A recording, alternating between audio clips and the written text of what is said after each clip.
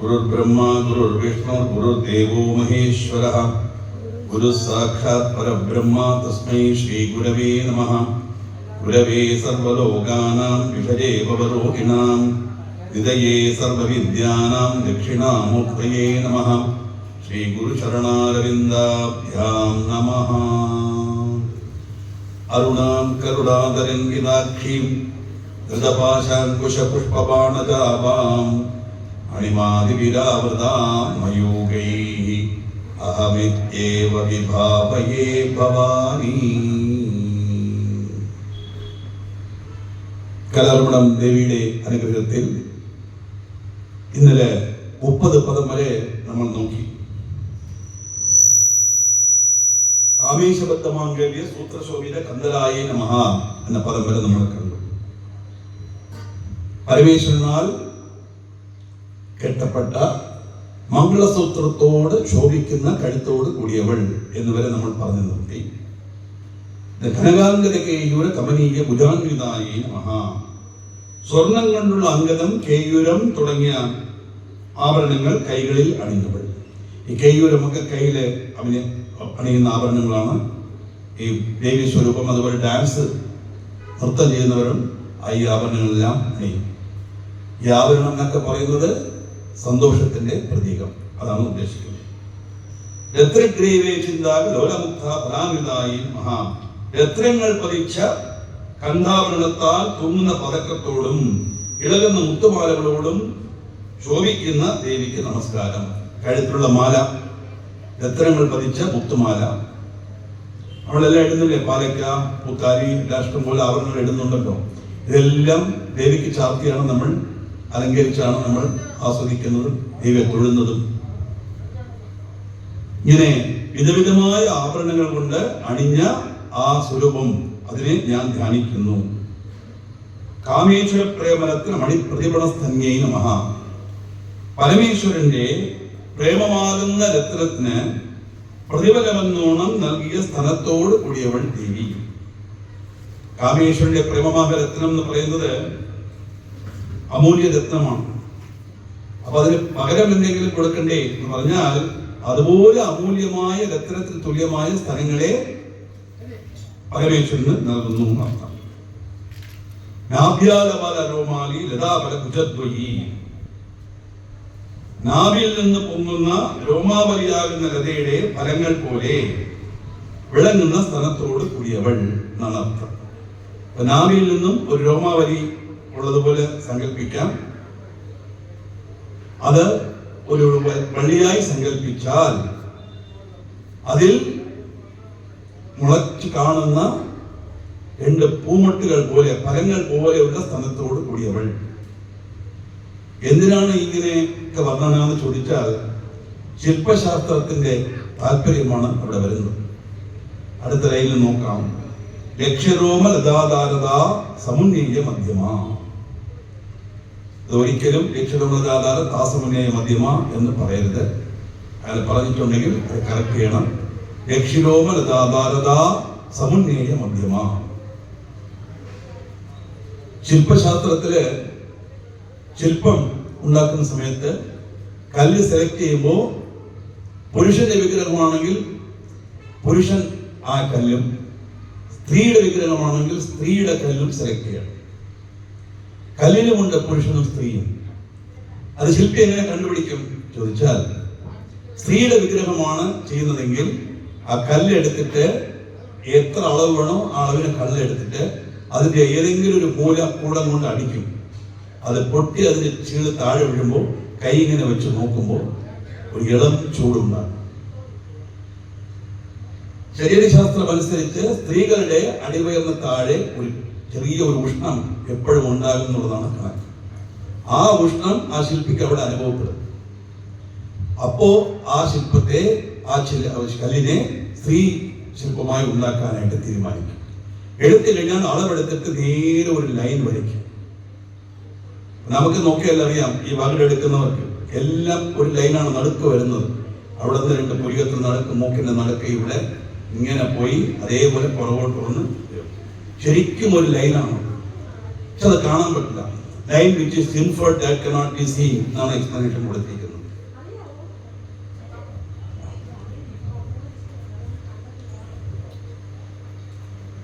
ആ ലൈൻ എന്താണ്? രണ്ടിനും മധ്യത്തായിട്ട്. അപ്പോ ആ ലൈൻ ചെറുതായിട്ടൊന്ന് ഇട്ടിട്ട് ഇത് രണ്ട് സൈഡിലുമായിട്ടാണ് ഓരോ അംഗങ്ങളെ അവർ അതിൽ പിടിച്ചെടുക്കുന്നത്. അതിനാണ് കറക്റ്റായിരിക്കും. ആ ബിംബം നോക്കിക്കഴിഞ്ഞാൽ അതിന്റെ എൻഡിൽ കണ്ണിന്റെ കണക്ക്, അത് ഈ മൂക്കിന് എത്ര പുളിയോ നീങ്ങിയിരിക്കുന്നു അതേ അത്രയും നീളം ഇവിടെയും നീങ്ങിയിരിക്കും, കണ്ണും നീങ്ങിയിരിക്കും, ചെവിയും ആ അളവ് കറക്റ്റായിരിക്കും. ഇതൊക്കെ തീരുമാനിക്കുന്നത് ഈ ലൈനാണ്. അതാണ് ഇവിടെ ഉദ്ദേശിക്കുന്നത്. അപ്പൊ ലക്ഷ്യതോള സമന്വയ മധ്യമ. അപ്പൊ ശരിക്കും പറഞ്ഞാൽ എന്താ?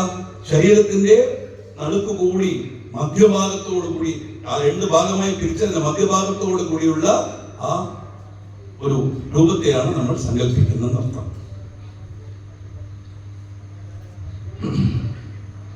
അരക്കെട്ട കൃഷിയമായതിനാൽ കാണാൻ പറ്റാത്ത വിധം ലോലമായ രോമരതയാവുന്ന അരക്കെട്ടോട് കൊണ്ട് ശോഭിക്കുന്നവൾ എന്ന് ഭാഷ്യത്തിൽ പറഞ്ഞിട്ടുണ്ടെങ്കിലും ശില്പശാസ്ത്രത്തിന്റെ ബേസിലാണ് ഇത് വരുന്നത്. അത് കുറച്ചുകൂടി എക്സ്പ്ലെയിൻ ചെയ്യണം, പക്ഷെ പബ്ലിക്കായിട്ട് പറയാൻ പറ്റില്ല. നിങ്ങൾക്കത് കാണണമെങ്കിൽ രാജശില്പി എന്ന സിനിമ കണ്ടാൽ അത് മനസ്സിലാവും. മോഹൻലാലിനോട് ചോദിക്കുന്നു എങ്ങനെ ശില്പം ഉണ്ടാക്കണം, എങ്ങനെയാണ് സ്ത്രീ രൂപത്തെ നമ്മൾ എടുക്കുന്നത് മോഹൻലാൽ നന്നായിട്ട് വർണ്ണിക്കുന്നുണ്ട്. അത് നോക്കിക്കൊള്ളാം. സ്തനപാലതല മധ്യ പട്ടബന്ധ പരിത്രയായി നമഃ. ദേവിയുടെ സ്തനപാലം കൊണ്ട് അല്പം ആനന്മയായ ശരീരം ആ ഭാരം കൊണ്ട് ഒടിഞ്ഞു പോകുമോ എന്ന് വിചാരിച്ച് കാമദേവൻ ലവലീവല്ലി വഴി കെട്ടിയതാണോ എന്ന് തോന്നുന്നു ദേവിയുടെ ഇളയിലുള്ള 3 വര കണ്ടാൽ എന്നാണ് എന്റെ അർത്ഥം. സാമുദ്രിക ശാസ്ത്രം അനുസരിച്ച് എല്ലാടേറ്റ കളയെ ചെയ്യുക മധ്യേജാവി പരിത്രയം സ്ത്രീമുംസോരുപയോഗ്യ മഹാസൗഭാഗ്യ സൂചകം എന്നാണ് പറഞ്ഞത്. നെറ്റിയിൽ 3 വര, കഴുത്തിൽ 3 വര, ഇടയിൽ 3 വര. അത് പുരുഷനായാലും സ്ത്രീ ആയാലും ഇതെല്ലാം സൗഭാഗ്യ സൂചകമാണ്. ചിലർക്ക് ഇങ്ങനെ കാണും, കറക്റ്റായിട്ട് 3 വരകൾ കാണും, സൗന്ദര്യ ഭംഗിയായിട്ട് വർണ്ണിക്കുന്നുണ്ട്. ഓരോ രാഗത്തിന്റെയും ഏലികൾ ആ വേലി വെച്ച് കെട്ടിയതുപോലെ 3 വരകൾ കാണുന്നു, ഒന്നിനൊന്നും തൊടാതെ. അപ്പൊ ദേവി സൗന്ദര്യത്തിന്റെ ഉറവിടമില്ല, ഭാഗ്യത്തിന് ഉറവിടമില്ല. അതുകൊണ്ടാണ് ആ എളിയിലുള്ള 3 വരയെ കാണിക്കുന്നത്. ആ 3 വര അത് ചെറുതായിട്ടുള്ളത് പോലെ തോന്നും. ഇതൊക്കെ ഭാവനയാണ്. അത് എങ്ങനെ ഇരിക്കുന്നു എന്ന് പറഞ്ഞാൽ സ്തനഭാരം കൊണ്ട് എങ്ങനെ ഈ ശരീരം ഒഴിഞ്ഞു പോകുമോ എന്ന് ഭയന്ന് കാമദേവൻ കെട്ടിയതാണോ എന്ന് തോന്നുന്ന പോലെ ശോഭിക്കുന്ന 3 വരകളോട് കൂടിയവൾ രൂപവർണ്ണമാണ്. അരുണാരണ കൗസ്തുഭ വസ്ത്രഭാസം ഖരീദീനമാം. ചുവന്ന നിറമുള്ള വസ്ത്രത്താൽ അലങ്കരിക്കപ്പെട്ട ശരീരത്തോട് കൂടിയവൾ. ദേവിയുടെ വസ്ത്രം, ദേവിക്ക് അർപ്പിക്കുന്ന പുഷ്പം, ദേവിയുടെ പ്രസാദം കുങ്കുമം, ദേവിയുടെ വാഹന സിംഹം എല്ലാം ചുവപ്പാണ്. ഇന്നലെ പറഞ്ഞു ചുവപ്പ് എന്ന് പറഞ്ഞാൽ രജോ ഗുണത്തിന്റെ പ്രതീകം. നമ്മുടെ രജോ ഗുണത്തെ മുഴുവൻ ദേവി ഇല്ലാതാക്കി തൻവശപ്പെടുത്തുന്ന അർത്ഥം. അതാണ് ദേവിക്ക് ചുമന്നത്. സാധാരണ നമ്മൾ എന്തെങ്കിലും ഒരു സാരി വാങ്ങിയാലും കഴിയുന്നതും ആളുകൾ ചുവപ്പേ വാങ്ങുള്ളൂ. ദേവിക്ക് ചുവപ്പാണ് ഇഷ്ടം. ദേവിക്ക് എല്ലാ കളറും ഇഷ്ടം തന്നെ. അതിലെ മീനാക്ഷി പച്ചയാണ് കൊടുക്കുന്നത്. നമുക്കെന്താ? ദേവി എന്ന് പറഞ്ഞാൽ ചുവപ്പ്. കാരണം എല്ലാം പ്രസാദ കുങ്കുമ പ്രസാദം ചുവപ്പ്, അർച്ചിക്കുന്ന പുഷ്പം ചുവപ്പ്, ചെമ്പരത്തിപ്പൂ ചുവപ്പ്. എല്ലാം ഈ ചുവപ്പ് എന്ന് പറയുന്നതെല്ലാം നമ്മുടെ രജോ ഗുണത്തെ കാണിക്കും എന്നുള്ളതാണ് മനസ്സിലാക്കുന്നത്. രത്നകിങ്ങികാരമ്യ രസനാഥാമ ഭൂഷിതായി മഹാം. രത്നം പതിച്ച കിങ്ങിണികളുടെ മനോഹരമായ അരഞ്ഞാൺ കൊണ്ട് അലങ്കൃതിയായ ദേവിക്ക് നമസ്കാരം. പണ്ടെല്ലാം അവര് ഈ അരഞ്ഞാൺ വസ്ത്രത്തിന്റെ പുറത്താണ് ഇടുന്നത്. ഇപ്പൊ നമ്മൾ അലങ്കരിക്കാനായിട്ട് കെട്ടുന്നുണ്ടല്ലോ. അത് രത്നങ്ങൾ പതിച്ച അരഞ്ഞാണാണ് കൂടിയവൾ. ഞാൻ വീണ്ടും വീണ്ടും പറയുന്നു, ഈ ആഭരണം എന്നൊക്കെ പറയുന്നത് സന്തോഷത്തിന്റെ പ്രതീകമാണ്. നമ്മൾ നല്ലവണ്ണം വേഷം, നല്ല ഒരു സാരി കൊടുത്ത് നല്ല ആഭരണങ്ങളൊക്കെ അണിഞ്ഞാൽ നമ്മൾ അറിയാതെ തന്നെ ഒരു സന്തോഷം മനസ്സിൽ വരും. അതിന്റെ പ്രതിഫലമാണ് കണ്ണാടി നോക്കുമ്പോൾ കൊള്ളാം തോന്നുന്നത് നമുക്ക്. അത് റിഫ്ലക്ഷനാണ്, മനസ്സിന്റെ റിഫ്ലക്ഷനാണ് അത്. അങ്ങനെ രത്നങ്ങളാൽ അലങ്കരിക്കപ്പെട്ട അരഞ്ഞാണോട് കൂടിയവൾ. കാമീശജ്ഞാത സൗഭാഗ്യ മാർഗപോലും ദ്വയാന്വിതായി നമഃ. പരമേശ്വരാൽ മാത്രം അറിയപ്പെട്ട ഭംഗിയും മാർദ്ദവുമുള്ള കാൽഭാഗത്തോട് കൂടിയവൾ. കാരണം ബ്രഹ്മസ്വരൂപമാണ് നമ്മൾ ഉദ്ദേശിക്കുന്നത്. അത് വേറെ ആർക്കും മനസ്സിലാക്കാൻ പറ്റില്ല എന്നാണ് അതിന്റെ അർത്ഥം. മാണിക്യമൗളാകാര ഗാനധ്വജ വിരാജിതായ നമഃ. രണ്ട് മുട്ടുകൾ ഇങ്ങനെ ഉണ്ട് വെച്ചാൽ മാണിക്യം കൊണ്ടുള്ള കിരീടത്തിന്റെ ആകൃതിയിൽ ശോഭിക്കുന്ന കാൽമുട്ടുകളോട് കൂടിയവൾ. കിരീടത്തിന്റെ ആകൃതിയിൽ ശോഭിക്കുന്ന കാൽമുട്ടോട് കൂടിയവൾ. ആനയുടെ മസ്തകം പോലെ എന്നും സൗന്ദര്യത്തിൽ വർണ്ണിക്കുന്നുണ്ട്. ഇതെല്ലാം രൂപവർണ്ണനയാണ്. അപ്പോൾ സൗന്ദര്യശാസ്ത്രം അനുസരിച്ച് എങ്ങനെ ഇരിക്കണം ഓരോ അംഗങ്ങൾ എന്നുള്ള വർണ്ണനയാണ് അവിടെ വരുന്നത്. ഗൂഢവിൽഭായി ഇന്ദ്രപരിക്ഷിപ്ത സ്മലതൂണാപ ലംഘികായ നമഃ. ആ മുട്ട് മുതൽ കാൽ പാദസം ഇടുന്ന ഭാഗം വരെ ഉള്ളതാണ് ലിംഗം എന്ന് പറയുന്നത്. അതെങ്ങനെ? ഇന്ദ്രഗോപരിക്ഷിപ്ത കാമദേവന്റെ അമ്പുരാത്തുണി പോലെ ശോഭിക്കുന്ന കണങ്കാലോട് കൂടിയവൾ. ഗൂഢവിൽഭായി നമഃ. കാഴ്ചയിൽ മറഞ്ഞിരിക്കുന്ന ഞെരിയാണിയോട് കൂടിയവൾ. സാധാരണ നമുക്കൊക്കെ കാലിന്റെ ആ ഭാഗത്ത് ചെറിയൊരു മുഴ പോലെ കാണുന്നില്ലേ? ആ ഞെരിയാണി നമുക്ക് കാണും. പക്ഷെ ശരിക്കുമുള്ള ലക്ഷണശാസ്ത്രം അനുസരിച്ച് ആ ഞെരിയാണി കാണാൻ പാടില്ല എന്നർത്ഥം. നല്ല ഫ്ലഷിയായ കാലായിരുന്നു, അത് കാണില്ല. ഇതൊക്കെ സൗന്ദര്യത്തിന്റെ എടുത്ത് പറയാനുള്ള കാര്യങ്ങളാണ്. കൂർമ്മപൃഷ്ട ജ്യേഷ്ഠ പ്രബലാംഗിതായ നമഃ. നോക്കൂ, ആ നെരിയാണിയുള്ള കാല്, അതിന്റെ പുറവടി, കാലിന്റെ പുറവടി ഹീൽ, അത് ആമയുടെ തോട് പോലെ ആകൃതിക്ക് വേണ്ടിയാണ് ഇത് പറയുന്നു എന്നല്ലാതെ ആമയുടെ തോട് ഭയങ്കര കട്ടിയാണ്. ദേവിയുടെ പാദം കട്ടിയല്ല, മാർദ്ദവമായ പാദമാണ്. അപ്പൊ എന്തിനാണത്? ആകൃതിക്ക് വേണ്ടി. മീനാക്ഷി എന്ന് പറയുന്നത് മീനിനെ പോലെ കണ്ണുകളോട് കൂടിയവൾ, മീനിന്റെ ആകൃതിയിലുള്ള കണ്ണോട് കൂടിയവൾ എന്നാണ്. മീനിന്റെ കണ്ണിനെ പോലെ. മീനിന്റെ കണ്ണ് ഞാൻ പറഞ്ഞ കാര്യം നിങ്ങൾക്കെല്ലാം അറിയാം അല്ലേ? പ്രൊജക്ട് ചെയ്തല്ലേ ഇരിക്കുള്ളൂ. അപ്പൊ അതൊരു ഭംഗിയല്ലല്ലോ. ഇപ്പൊ മീനാക്ഷി എങ്ങനെ പറഞ്ഞു ദേവി എന്ന് പറഞ്ഞാൽ ആകൃതിക്ക് വേണ്ടി, മീനിന്റെ ആകൃതി പോലുള്ള കണ്ണോട് കൂടിയവൾ. ഇനിയൊരു അർത്ഥം, മീൻ വന്ന് വളരെ വിദൂരത്തിൽ ഇരുന്നുകൊണ്ട് തന്നെ കുഞ്ഞുങ്ങളെ സംരക്ഷിക്കും നോട്ടം കൊണ്ട്.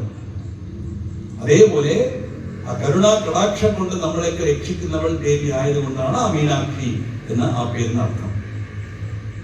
മീനിന്റെ രൂപം പോലുള്ള അക്ഷയോട് കൂടിയവൾ, മീനിന്റെ കണ്ണ് പോലെ എന്നല്ല. അതേപോലെ ഇവിടെ കൂർമ്മപൃഷ്ട ജ്യേഷ്ഠ പ്രബലാംഗിതായ നമഃ എന്ന് പറഞ്ഞാൽ ആമയുടെ പുറന്തോട് പോലുള്ള പുറവടിയോട് കൂടിയവൾ എന്ന് പറഞ്ഞാൽ ആ ആകൃതിക്ക് വേണ്ടി പറയുന്നതാണ്. അത്ര നല്ല ഭംഗിയാർന്ന കാലുകൾ നടത്താം. ആ കാലിൽ നഗരീതിൽ സംചന്ന നമജ്ജന തമോ ഗുണായ നമഃ. നമസ്കരിക്കുന്ന ഭക്തജനങ്ങളുടെ തമോ ഗുണത്തെ തന്റെ നഖകാന്തിയാൽ അകറ്റുന്നവൾ ദേവി. ദേവിയുടെ നഖത്തിന്റെ പ്രകാശം നമ്മുടെ തമോ ഗുണത്തെ ഇല്ലാതാക്കും. തമോ ഗുണം എന്ന് പറഞ്ഞാൽ എന്താണ്? നേരത്തെ പറഞ്ഞു, ഇവിടെ ഇല്ലാതാക്കുന്നത് അലസത. ശരി, തമോ ഗുണം ഉറക്കം, ദാഹം, വിശപ്പ്, ഇതെല്ലാം തന്നെ ക്ഷീണം, ഇതെല്ലാം തമോ ഗുണം തന്നെ. ഏറ്റവും നമ്മളെ ഉപദ്രവിക്കുന്ന തമോ ഗുണം എന്താന്ന് പറഞ്ഞാൽ അലസത അല്ലേ? എന്തൊരു കാര്യം ചെയ്താലും പിന്നീട് ആവട്ടെ എന്ന് പറയും. 4:30 മണിക്ക് അലാറം വയ്ക്കും, അലാറം അടിക്കുമ്പോൾ അതിന്റെ തലയിൽ ഒരു അടി, പിന്നെയും കുറച്ചു മൂടി ഓട്ടം. അലസതയാണ് അവിടെ. പിന്നെ ഞാൻ ഒരു വീട്ടിലൊരു നമ്മുടെ യുവാക്രമത്തിന് പോയപ്പോൾ അലാറം അടിച്ചെന്ന് പറഞ്ഞാൽ അയാൾ പറഞ്ഞു, എപ്പോൾ നോക്കിയാലും ശല്യം ഈ അലാറം. അത് അടിച്ചതാണോ? നമ്മൾ വെച്ചതല്ലേ, നമ്മൾ സെറ്റ് ചെയ്തുകൊണ്ടാണ് അത് അടിക്കുന്നത്. അതിനെ ഓഫ് ചെയ്തവർ അത് അടിച്ചുകൊണ്ടേയിരിക്കും. അതിന്റെ സ്വഭാവം അതാണ്. നമ്മൾ അലർട്ട് ചെയ്യാനാണ് നമ്മൾ അലാറം വെക്കുന്നത്. അതിനെ കുറ്റം പറഞ്ഞിട്ട് എന്ത് കാര്യം? ഈ അലസത ഇല്ലാതാക്കുന്നതാണ് ദേവിയുടെ സ്വരൂപം. അങ്ങനെ ആരെല്ലാം തന്നെ നമസ്കരിക്കുന്നുവോ ആ ഭക്തജനങ്ങളുടെ ഉള്ളിലുള്ള അലസതയാകുന്ന തമോ ഗുണത്തെ ഇല്ലാതാക്കുന്ന രീതിയിൽ പ്രകാശിക്കുന്ന നഖത്തോട് കൂടിയവൾ. ഇത്രയും എണ്ണമാണ് ഇതിലുള്ളത്. ആദിശങ്കരർ അതിൽ വർണ്ണിക്കുമ്പോ 2 കാല്, കാമദേവന്റെ അമ്പുരാത്തുണി എന്ന് പറഞ്ഞു, 2 കാലിൽ കൂടി 10 നഖങ്ങൾ പ്രകാശിക്കുന്നത് കണ്ടാൽ കാമദേവന്റെ കയ്യിൽ ആകപ്പാടെ 5 ബാണമേ ഉള്ളൂ അല്ലെ? 5 ബാണമേ ഉള്ളൂ.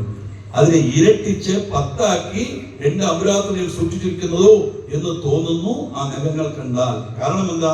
എല്ലാ ദേവന്മാരും നമസ്കരിച്ച് അവരുടെ കിരീടങ്ങൾ ആ നഖത്തിൽ പെട്ടാൽ അത് ചാണക്യം വെച്ച പോലെ പ്രകാശിക്കുന്നു എന്നാണ് ആദിശങ്കരയുടെ വർണ്ണന.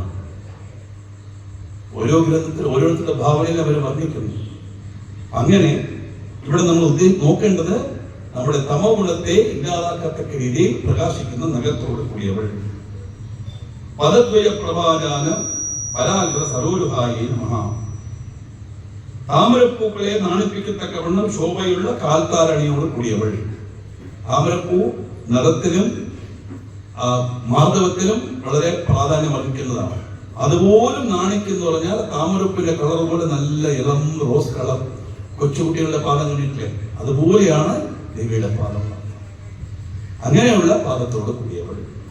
അപ്പൊ ഇങ്ങനെയൊക്കെ നമ്മൾ മനസ്സിലാക്കി വരുമ്പോൾ ദേവിയെ ധ്യാനിക്കും. അരുണാം കരുണാതരംഗിതാഖ്യം ധൃതപാശാംകുശ പുഷ്പവാണജാപം സിന്ധൂരാണ വിഗ്രഹാം തൃണയാം വികം നമ്മൾ വർണ്ണിക്കുമ്പോൾ ഈ രൂപമെല്ലാം നമ്മുടെ മനസ്സിൽ തെളിഞ്ഞു വരണം. നാൾപ്പട വരുമ്പോൾ ശരിക്കും ഈ രൂപം നമുക്ക് മനസ്സിൽ കാണാൻ സാധിക്കും എന്നുള്ളതാണ് അഗസ്ത്യന്റെയും ഹയഗ്രീവന്റെയും അഭിപ്രായം. അവർക്ക് കിട്ടിയ അനുഭവത്തെ അവർ പറയുന്നു എന്നർത്ഥം. ചിഞ്ചാനമണി മഞ്ജീര മണ്ഡിത ശ്രീ പദാംബുജായി നമഃ. ആ പാദത്തിൽ അലങ്കൃതമായ പാദസരങ്ങളോട് കൂടിയവൾ. മണികൾ മുത്തുകളാൽ അലങ്കരിക്കപ്പെട്ട പാദസരത്തോട് കൂടിയവൾ. മലയാളി മന്ദഗമനായി നമഃ. അരയന്നപ്പട പോലെ ഭംഗിയായി നടക്കുന്ന രൂപം. ലളിതാ സഹസ്രനാമത്തിൽ പറയുന്നത് അരയന്നത്തെ പോലെ നടക്കുന്നവൾ ദേവി എന്നാണ്. ശരിക്കും ആദിശങ്കരന്റെ വർണ്ണന അരയന്നത്തെ പോലെ ദേവിയല്ല നടക്കുന്നത്, ദേവി നടക്കുന്നത് പോലെ അരയന്നം നടക്കുന്നു. ദേവിയുടെ ഉദ്യാനത്തിൽ വളർത്തുന്ന അരയന്നങ്ങൾ ദേവി നടന്നു പോകുമ്പോൾ ആ കാൽപ്പാടിന്റെ ഇതിൽ തന്റെ ചുവട് വെച്ചാണ് അതുകൾ പഠിക്കുന്നത്. അരയന്നത്തെ പോലെ ദേവി നടക്കുന്നു എന്ന് പറഞ്ഞാൽ അരയന്നത്തിനല്ലേ പ്രാധാന്യം? അതല്ല ആദിശങ്കരന്റെ അഭിപ്രായം. ദേവി നടക്കുന്നത് കണ്ടിട്ട് അതേപോലെ ആ ചൂടിൽ പാദം വെച്ചാണ് അരയന്നം നടക്കാൻ പഠിക്കുന്നത്. ഇവിടെ പറയുന്നത് അന്നനട എന്ന് പറയും സാധാരണ. ആ അന്നനട പോലെ നടക്കുന്ന സ്വരൂപത്തോട് കൂടിയവൾ. മഹാലാവണ്യ ശേവതയെ നമഃ. സൗന്ദര്യത്തിന്റെ ഉറവിടം. നേരത്തെ പറഞ്ഞ മാതിരി തന്നെ എന്തെല്ലാം ഉണ്ടോ ആ സൗന്ദര്യത്തിന്റെ ഉറവിടമാണ് ദേവി. സർവാരുണായി നമഃ. ധരിക്കുന്ന വസ്ത്രം, അണിയുന്ന ആഭരണം, ചൂടുന്ന പുഷ്പം, ശരീരം തുടങ്ങി എല്ലാം ചുവപ്പ് നിറം. അതാണ് സർവ അരുണായി. അരുണം എന്ന് പറഞ്ഞാൽ പുതിയ സൂര്യന്റെ നിറം. അതെന്തിനെ കുറിക്കും? നമ്മുടെ രജഗുണത്തെ കുറിക്കുന്നു. അനവധ്യാംഗി നമഃ. ഒരു കുറ്റവും കുറവും ഇല്ലാത്ത രൂപത്തോട് കൂടിയവൾ എന്ന് പറഞ്ഞാൽ പൂർണ്ണത എന്നർത്ഥം. ഒരു കുറ്റവും കുറവും ഇല്ലാത്ത അംഗങ്ങളോട് കൂടിയവൾ, പൂർണ്ണതയോട് കൂടിയവൾ. സർവാഭരണ ഭൂഷിതായി നമഃ. എല്ലാ ആഭരണങ്ങളും ധരിച്ചോൾ. എത്ര ആഭരണമാണ് ധരിച്ചത്? എല്ലാ ആഭരണങ്ങളും ധരിച്ചോൾ. ശിവകാമേശ്വരാംഗസ്ഥായ നമഃ. പരമേശ്വരന്റെ മണിത്തട്ടിൽ ഇരിക്കുന്ന ദേവി. പരമേശ്വരൻ മണിത്തട്ടിൽ ഇരിക്കുന്ന ദേവി എന്ന് പറഞ്ഞാൽ ശിവൻ വേറെ ശക്തി വേറെ ഇല്ല എന്നുള്ള അർത്ഥം. അങ്ങനെയുള്ള ദേവി ശിവായി നമഃ. ശിവൻ എന്ന് പറഞ്ഞാൽ മംഗളത്തിൽ ചെയ്യുന്നവൻ എന്നർത്ഥം. ശിവ എന്ന് പറഞ്ഞാൽ പരമേശ്വരൻ, ശിവ എന്ന് പറഞ്ഞാൽ പാർവതി. അതാണ് ഈ ഛന്ദസ്. ഒരു അക്ഷരം ഉപയോഗിക്കുമ്പോൾ, ഒരു വാക്ക് ഉപയോഗിക്കുമ്പോൾ ഇത്രയും നീട്ടാവുന്ന ഒരു കണക്കുണ്ട്. ശിവ എന്ന് പറഞ്ഞാൽ പരമേശ്വരൻ, ശിവ എന്ന് പറഞ്ഞാൽ പാർവതി. അതുകൊണ്ട് ശിവായി നമഃ. മംഗള സ്വരൂപിണിയായി ദേവി ഇന്ന് നമസ്കരിക്കുന്നു. സ്വാധീന വല്ലഭായി നമഃ. പതിയെ സ്വാധീനമാക്കിയ ദേവിക്ക് നമസ്കാരം. ദേവി ശിവന്റെ ഇച്ഛയും ശക്തിയുമാണെങ്കിലും ശിവന് അധീനയല്ല. ശക്തിയെ കൂടാതെ ശിവനെ ഇളകാൻ പോലും സാധിക്കുകയില്ല. അതുകൊണ്ടാണ് ശക്തി ഉണ്ടെങ്കിലേ ശിവനുള്ളൂ. അതാണ് സൗന്ദര്യത്തിലെ ആദ്യത്തെ ശ്ലോകം. ശിവശക്തിയായുക്തോ യദി ഭവതി ശക്ത പ്രഭവിതം നചേ ദേവം ദേവോ നകലു കുശല സ്തംഭിതമപി. അങ്ങ് ഇരുന്ന് കളയും, അനങ്ങാൻ പോലും പറ്റൂല. അതാണ് ദാക്ഷായണി അന്തർദാനമായത്. ശിവൻ തപസ്സിൽ പോയത്. പിന്നെ ആക്ടിവിറ്റി ഇല്ല. അതിനാൽ ശക്തിയില്ലെങ്കിൽ ശിവനില്ല എന്നർത്ഥം. നമുക്ക് ലോകേശ്വരന് പോലും ശക്തി കൊടുക്കുന്നത് ദേവിയാണെന്ന് പറയുമ്പോൾ എന്തുമാത്രം പ്രാധാന്യം അവിടെ ഉണ്ട് എന്നുള്ളത് നോക്കണം. വെറുതെ ഈക്വാലിറ്റി ഓഫ് വുമൺ വിളിക്കേണ്ട ഒരു കാര്യവുമില്ല. ശരിക്കും പരമേശ്വരന്റെ ആയ ഞങ്ങളെപ്പോലുള്ളവരാണ് അത് പറയുന്നത്. ഈക്വാലിറ്റി ഓഫ് മെൻ ആണ് പറയുന്നത്. എല്ലാം നമ്മുടെ ശ്ലോകം ഏതെടുത്താലും രാമായണത്തിലെ ഫലശ്രുതിയിൽ എന്താ പറയുന്നത്? ഗോക്കൾ സുഖമായിരിക്കണം, സ്ത്രീകൾ സുഖമായിരിക്കണം. ഇതാണ് ഫലശ്രുതി. പുരുഷനെ പറ്റി അവിടെ പറയുന്നു. സ്ത്രീ സുഖമായിരുന്നാൽ ആ കുടുംബം ക്ഷേമമായിരിക്കും. കുടുംബം ക്ഷേമമായാൽ ഗ്രാമം ക്ഷേമമായിരിക്കും. ഗ്രാമം ക്ഷേമമായാൽ നഗരം ക്ഷേമമായിരിക്കും. നഗരം ക്ഷേമമായാൽ രാഷ്ട്രം ക്ഷേമമായിരിക്കും. ക്ഷേമമായിരുന്നാൽ ഇങ്ങനെ പോകും. റിവേഴ്സിൽ എടുത്താലോ? അതാണ് സ്ത്രീ സൗഖ്യമായിരിക്കും. രാമായണത്തിലെ പരിശോധന പറയുന്നത്. ഏത് ഗ്രന്ഥം എടുത്താലും അതിൽ പ്രാധാന്യം അർഹിക്കുന്നത് സ്ത്രീകൾക്കാണ്. ഇവിടെ പരമേശ്വരന്റെ ശക്തിയാണ്. അത് ആ ശക്തി ഉള്ളത് കൊണ്ടാണ് സ്വാധീന വല്ലഭായ നമഃ എന്ന് പറയുന്നതല്ലാതെ പരമേശ്വരനെ തന്റെ ഇഷ്ടത്തിന് കൊലങ്ങളിപ്പിക്കുന്നവളാണ് ദേവി എന്നുള്ള അർത്ഥത്തിലല്ല അത് എടുക്കേണ്ടതെന്ന് അർത്ഥം. തമിഴിൽ മുന്താനം മുടിച്ചെന്ന് പറയും അല്ലേ? ഭർത്താവിനെ ചാരിത്തരത്തിൽ മുടിച്ചിട്ടതെന്ന് പറയും. അതല്ല ഉദ്ദേശിക്കുന്നത്.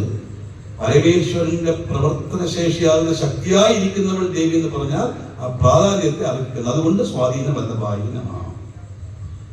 സുമേരു മധ്യ ശൃംഗസ്ഥായ നമഃ. ശ്രേഷ്ഠമാകുന്ന മഹാമേരു പർവ്വതത്തിന് നടുവിൽ കൊടുമുടിയിൽ സ്ഥിതി ചെയ്യുന്നവൾ. ഇവിടെ മേരു എന്നുള്ളത് നമ്മള് സുമേരു പർവ്വതം, ഹിമാലയ പർവ്വതം കണക്കിലെടുത്താലും ആത്മീകമായ അർത്ഥം എന്താണെന്ന് ചോദിച്ചാൽ ഈ ശരീരം, ഇതിനുള്ളൊരു സൂക്ഷ്മ ശരീരം, അത് 72,000 നാഡികളുണ്ട്. അത് ഏറ്റവും പ്രധാനം സുഷുമന, ഇട, പിംഗള. അത് മനസ്സിലാക്കാൻ വേണ്ടി പറയാം. ഈ കഴുത്ത് മുതൽ ആ അരക്കെട്ട് വരെയുള്ള നട്ടലിന്റെ ആ ഭാഗത്തിരിക്കുന്നതായി സങ്കല്പിക്കാം. നട്ടലിന് സംബന്ധമില്ല, ഇത് വേറെ ശരീരം. അറിയാൻ വേണ്ടി പറയുകയാണ്. ആ ഇതിന്റെ ഏറ്റവും താഴെയാണ് മൂലാധാരം ഇരിക്കുന്നത്. അവിടെയാണ് 3.5 ചുറ്റിൽ തല ഉള്ളിൽ വെച്ചുറങ്ങുന്ന ആ കുണ്ടലിനി ശക്തി വരുന്നത്. ഡീറ്റെയിലായിട്ട് പറയാം. ഈ സുഷുമ്നാ നാഡിയെ ഇടാനാടി, പിംഗളാനാടി രണ്ടെണ്ണം ചുറ്റി ചുറ്റി ചുറ്റി ചുറ്റി ഇവിടെ വന്ന് ഇങ്ങനെ നിൽക്കും. അതാണ് ഏതൊരു കർമ്മ നിയമം ശുക്ലാംബരം വിട്ടുകൊണ്ട് ഇങ്ങനെ കൊട്ടുന്നത്. ശരിക്കും ഇങ്ങനെ വിളിച്ച് ഈ സൈഡിൽ വേണം കൊട്ടാൻ. ഇങ്ങനെ ചെയ്യരുത്. ഇവിടെ ഒന്നുമില്ല, ഇവിടെയാണ് ഇരിക്കുന്ന കഥ. നിവർന്ന് ഇരുന്നുകൊണ്ട് ഇങ്ങനെയാണ് ഇത് കൊട്ടുമ്പോൾ ഇങ്ങനെ തട്ടുന്ന സമയത്ത് ആ സുഷുമ്നാ നാഡി സ്ട്രൈറ്റ് ആകും. അപ്പൊ മൂലാധാരം ഓപ്പൺ ആകും. അപ്പൊ കുണ്ടൽ ശക്തി ആക്ടിവേറ്റ്. അതാണ് ഏത് കർമ്മം, ഏതൊരു കുഴി ചെയ്താലും ആദ്യം ശുക്ലാംബരം വയ്ക്കുന്നത്. ആളുകൾക്കതൊന്നും അറിയുന്നെങ്കിൽ ഇങ്ങനെ ഒന്നാമത് കുഴിഞ്ഞിരിക്കാൻ പാടില്ല. കുഴിഞ്ഞിരുന്ന സുഷുമ്നാ വളഞ്ഞു പോകും. അപ്പൊ അവിടെ ഓപ്പൺ കിട്ടില്ല, സ്ട്രൈറ്റ് ആയിരിക്കണം. അതാണ് നിലനിർത്തിയിരിക്കുന്നത്. യോഗ കേട്ടിട്ടില്ലേ? എങ്ങനെ പൊട്ടി പോലെ ഇരിക്കല്ലോ. ഇനി എത്ര മണിക്കൂർ എങ്ങനെ ഇരിക്കും? അതാണ് എങ്കിലേ ഇതാവുള്ളൂ. അതാണ് താല്പര്യം. ആ സുമേരു എന്ന് പറയുന്ന ആ സുഷുമ്നാ നദിയുടെ ശിഖരം എന്ന് പറഞ്ഞ സഹസ്രാരം. 7 ആധാരമാണ്. മൂലം, സ്വാധിഷ്ഠാനം, മണിപൂരകം, അനാഗതം, വിശുദ്ധി, ആജ്ഞ, സഹസ്രാരം. 7 ആധാരമാണ്. പൊക്കിളിന് താഴെ 3 ആധാരം. മൂലം, സ്വാധിഷ്ഠാനം, മണിപൂരകം. അനാഗതം എന്ന് പറയുന്നത് ഹൃദയത്തിൽ വരുന്നത്. വിശുദ്ധി എന്ന് പറയുന്നത് ഖണ്ഡത്തിൽ വരുന്നത്. ആജ്ഞ 2 ഭ്രൂ മധ്യ വരുന്നത്. സഹസ്രാരം മൂർധാവിൽ വരുന്നത്. ഈ ആജ്ഞ എന്നുള്ള സ്ഥലമാണ് ശരിക്കും കാശി. അതാണ് വാരണാസി. അവിടെയാണ് മഹാഭാരത യുദ്ധം നടക്കുന്ന സ്ഥലം. നടന്ന സ്ഥലമല്ല, നടക്കുന്ന സ്ഥലം. അതുകൊണ്ടാണ് ഇതിഹാസം എന്ന് പേര് വന്നത്. അതോടെ യുദ്ധം നടക്കും എന്ന് പറഞ്ഞാൽ മഹാഭാരതം കഥയായിട്ട് പറഞ്ഞിട്ടുണ്ടെങ്കിലും എന്താണ് താല്പര്യം ചോദിച്ചാൽ നമ്മുടെ ഉള്ളിലുള്ള 5 നല്ല ഗുണങ്ങൾക്കും എണ്ണി തിട്ടപ്പെടുത്താൻ പറ്റാത്ത ചീത്ത ഗുണങ്ങൾക്കും തമ്മിലുള്ള പോരാട്ടം. അതാണ് മഹാഭാരത യുദ്ധം. അതായത് അനിയന്റെയും ചേട്ടന്റെ മക്കൾ ഒരു നാടിന് വേണ്ടി അയച്ചു നല്ലതല്ല. ഇത് തന്നെയാണ് ആദ്യത്തെ അനുഭവത്തിൽ കൃഷ്ണൻ പറയുന്നത്. ഇതെല്ലാം നിന്റെ സ്വന്തക്കാരാണെന്ന് വിചാരിക്കരുത്. സ്വന്തക്കാരൊന്നും അല്ല. എല്ലാത്തിന്റെ ഉള്ളിലിരിക്കുന്ന ഞാൻ തന്നെയാണ്. ആ ശരീരത്തിനെയാണ് നീ യുദ്ധം ചെയ്യാൻ പോണതെന്നല്ലാതെ ആത്മാവിനെ ഇല്ല. നിനക്ക് ആത്മാവിനെ വരിക്കാൻ നിനക്ക് സാധിക്കില്ല എന്നാണ് പറയുന്നത്. ഈ ആജ്ഞാചക്രത്തിന് നടുവിലാണ് ആകാശം. അവിടെയാണ് എല്ലാ മോഹങ്ങളും ഇല്ലാതാവുന്നത്. അത് കഴിഞ്ഞ ആ സഹസ്രാരത്തിൽ ശിവശക്തിക്ക് രൂപമായിരിക്കുന്ന ബൈന്ധവ കലയുടെ ഈ കുണ്ടൽ ശക്തി ചേരുമ്പോൾ കപാലമോക്ഷം കിട്ടും. അത് നിർവ്വാണ സുഖധാന്യം എന്ന പദമുണ്ട്. അതിൽ ഞാൻ പറയാൻ കുറച്ചുകൂടി ഡീറ്റെയിൽ ആയിട്ട്. അതുകൊണ്ട് സുമേരു മധ്യ ശൃംഗസ്ഥായ എന്ന് പറഞ്ഞാൽ ഈ മൂർധാവിൽ പ്രസിക്കുന്നവൾ. ശ്രീമൻ നഗര നായികായനും ആ ലക്ഷ്മി വിലാസമുള്ള നഗരത്തിന് നായിക. ലക്ഷ്മി വിലാസം എന്ന് പറഞ്ഞാൽ ഐശ്വര്യം. ഐശ്വര്യം എന്ന് പറഞ്ഞാൽ പണം എന്ന് മാത്രം വിചാരിച്ചിട്ട് കാര്യമില്ല. എല്ലാം തന്നിട്ടുണ്ട്. പക്ഷെ അനുഭവിക്കാനുള്ള ആയസ് വേണം, ആരോഗ്യം വേണം, അവസരം വേണം. എങ്കിലല്ലേ പൂർണ്ണതയാവും. BMW കാർ വാങ്ങാനുള്ള പൈസ കയ്യിലുണ്ട്. പക്ഷേ അരയ്ക്ക് താഴെ അനങ്ങൂല്ല. എന്ത് പ്രയോജനം? ഏക്കർ കണക്കിന് കരിമ്പ് തോട്ടം, ഷുഗർ 310. നല്ല പ്രയോജനമുണ്ടോ? തോട്ടത്തിനകത്ത് കയറാനേ പറ്റില്ല. അതാണ് വേദം. അന്നവാനോ ഭവതി വേദം. അന്നവാൻ ഭവതി, പരമേശ്വര എല്ലാം ഉള്ളവനായി എന്നെ മാറ്റ്. അത് മാത്രം മാറ്റിയാൽ പോരാ, എല്ലാം അനുഭവിക്കാനുള്ളവനായും എന്നെ മാറ്റണം. ഇതാണ് പ്രാർത്ഥന. എങ്കിലേ അത് പൂർണ്ണത കിട്ടും. എല്ലാം ഉണ്ടായിട്ട് കാര്യമില്ല, അത് അനുഭവിക്കാനുള്ള ആയസ്, ആരോഗ്യം, അവസരം, ഇത് മൂന്നും വേണം. ഇത് മൂന്നും ചേർന്നതാണ് ഐശ്വര്യം. അതാണ് ഇവിടെ ശ്രീമൻ നഗര നായികായി എന്ന് പറഞ്ഞാൽ നമുക്ക് എല്ലാം അനുഭവിക്കാനുള്ള അവസരവും തന്ന് ആരോഗ്യവും തന്ന് ആയസും നൽകുന്നവൾ ദേവി. ചിന്താമണി ഗൃഹാന്തസ്ഥായി നമഃ. ചിന്താമണി എന്ന് പറഞ്ഞ ഒരു വിശിഷ്ട രത്നം. തിരുവനന്തപുരത്തോ ഇന്ത്യയിലോ ഒരു ജ്വല്ലറിയിലും അത് കിട്ടില്ല, ആദ്യമേ പറയാം. ആ ഒരു രത്നം കയ്യിലുണ്ടെങ്കിൽ എന്ത് വിചാരിച്ചാലും നടക്കും. കയ്യിൽ വെച്ചിട്ട് വിചാരിച്ച അടുത്ത പ്രൈം മിനിസ്റ്റർ അരമണിക്കൂറിൽ നമ്മളാവും എന്നാണ് ശാസ്ത്രത്തിൽ പറയുന്നത്. ഈ രത്നം ദേവലോകത്തുള്ളതായിട്ട് ഒരു സങ്കല്പം. ഒരു രത്നത്തിനെ അത്രയും പ്രാധാന്യമെങ്കിൽ ചിന്താമണി ഉണ്ടാക്കിയ ഗൃഹത്തിൽ വസിക്കുന്നവൾ ദേവി എന്ന് പറഞ്ഞാൽ നമ്മുടെ എല്ലാ ആഗ്രഹങ്ങളും പൂർത്തി ചെയ്യാൻ കഴിവുള്ളവൾ നടത്തും. അതായത് നമ്മുടെ ആ ഒരു രത്നം ഉണ്ടെങ്കിൽ എന്ത് വേണമെങ്കിലും ചെയ്യാമെന്ന അർത്ഥമല്ല അവിടെ ഉദ്ദേശിക്കുന്നത്. ആ ചിന്താമണിയാകുന്ന വിശേഷമായ രത്നങ്ങൾ നമ്മളുടെ ഗൃഹത്തിൽ വസിക്കുന്നവൾ. ചിന്താമണി ഗൃഹാന്തസ്ഥായി നമഃ. പഞ്ചബ്രഹ്മ സനസ്ഥിതായി നമഃ. 5 ബ്രഹ്മാവിനെ ആസനമായി കൊണ്ടവൾ. സാധാരണ നമ്മളൊരു ദേവി പടം നിങ്ങൾ കണ്ടു കാണും. 4 കാലിന്റെ അവിടെയും ഒന്ന് ബ്രഹ്മ, ഒന്ന് വിഷ്ണു, ഒന്ന് രുദ്രൻ, ഒന്ന് ഈശ്വരൻ.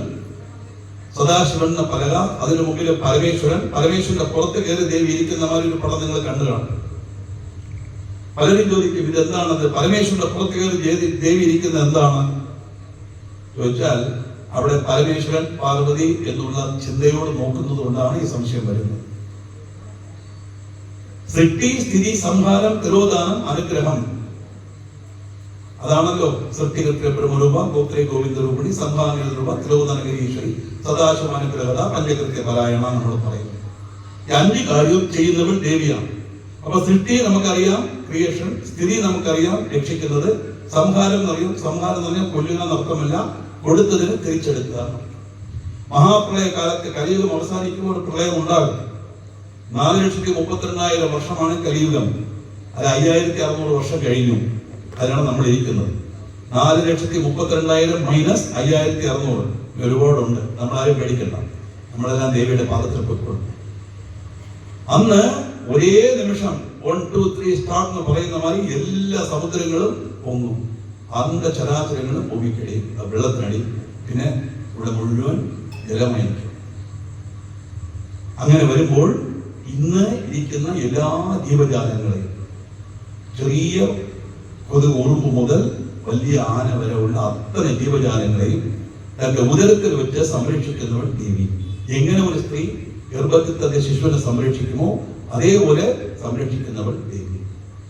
അടുത്ത സൃഷ്ടി തുടങ്ങുമ്പോൾ അവരുടെ പാപപുണ്യം അനുസരിച്ച് ജന്മം കിട്ടും.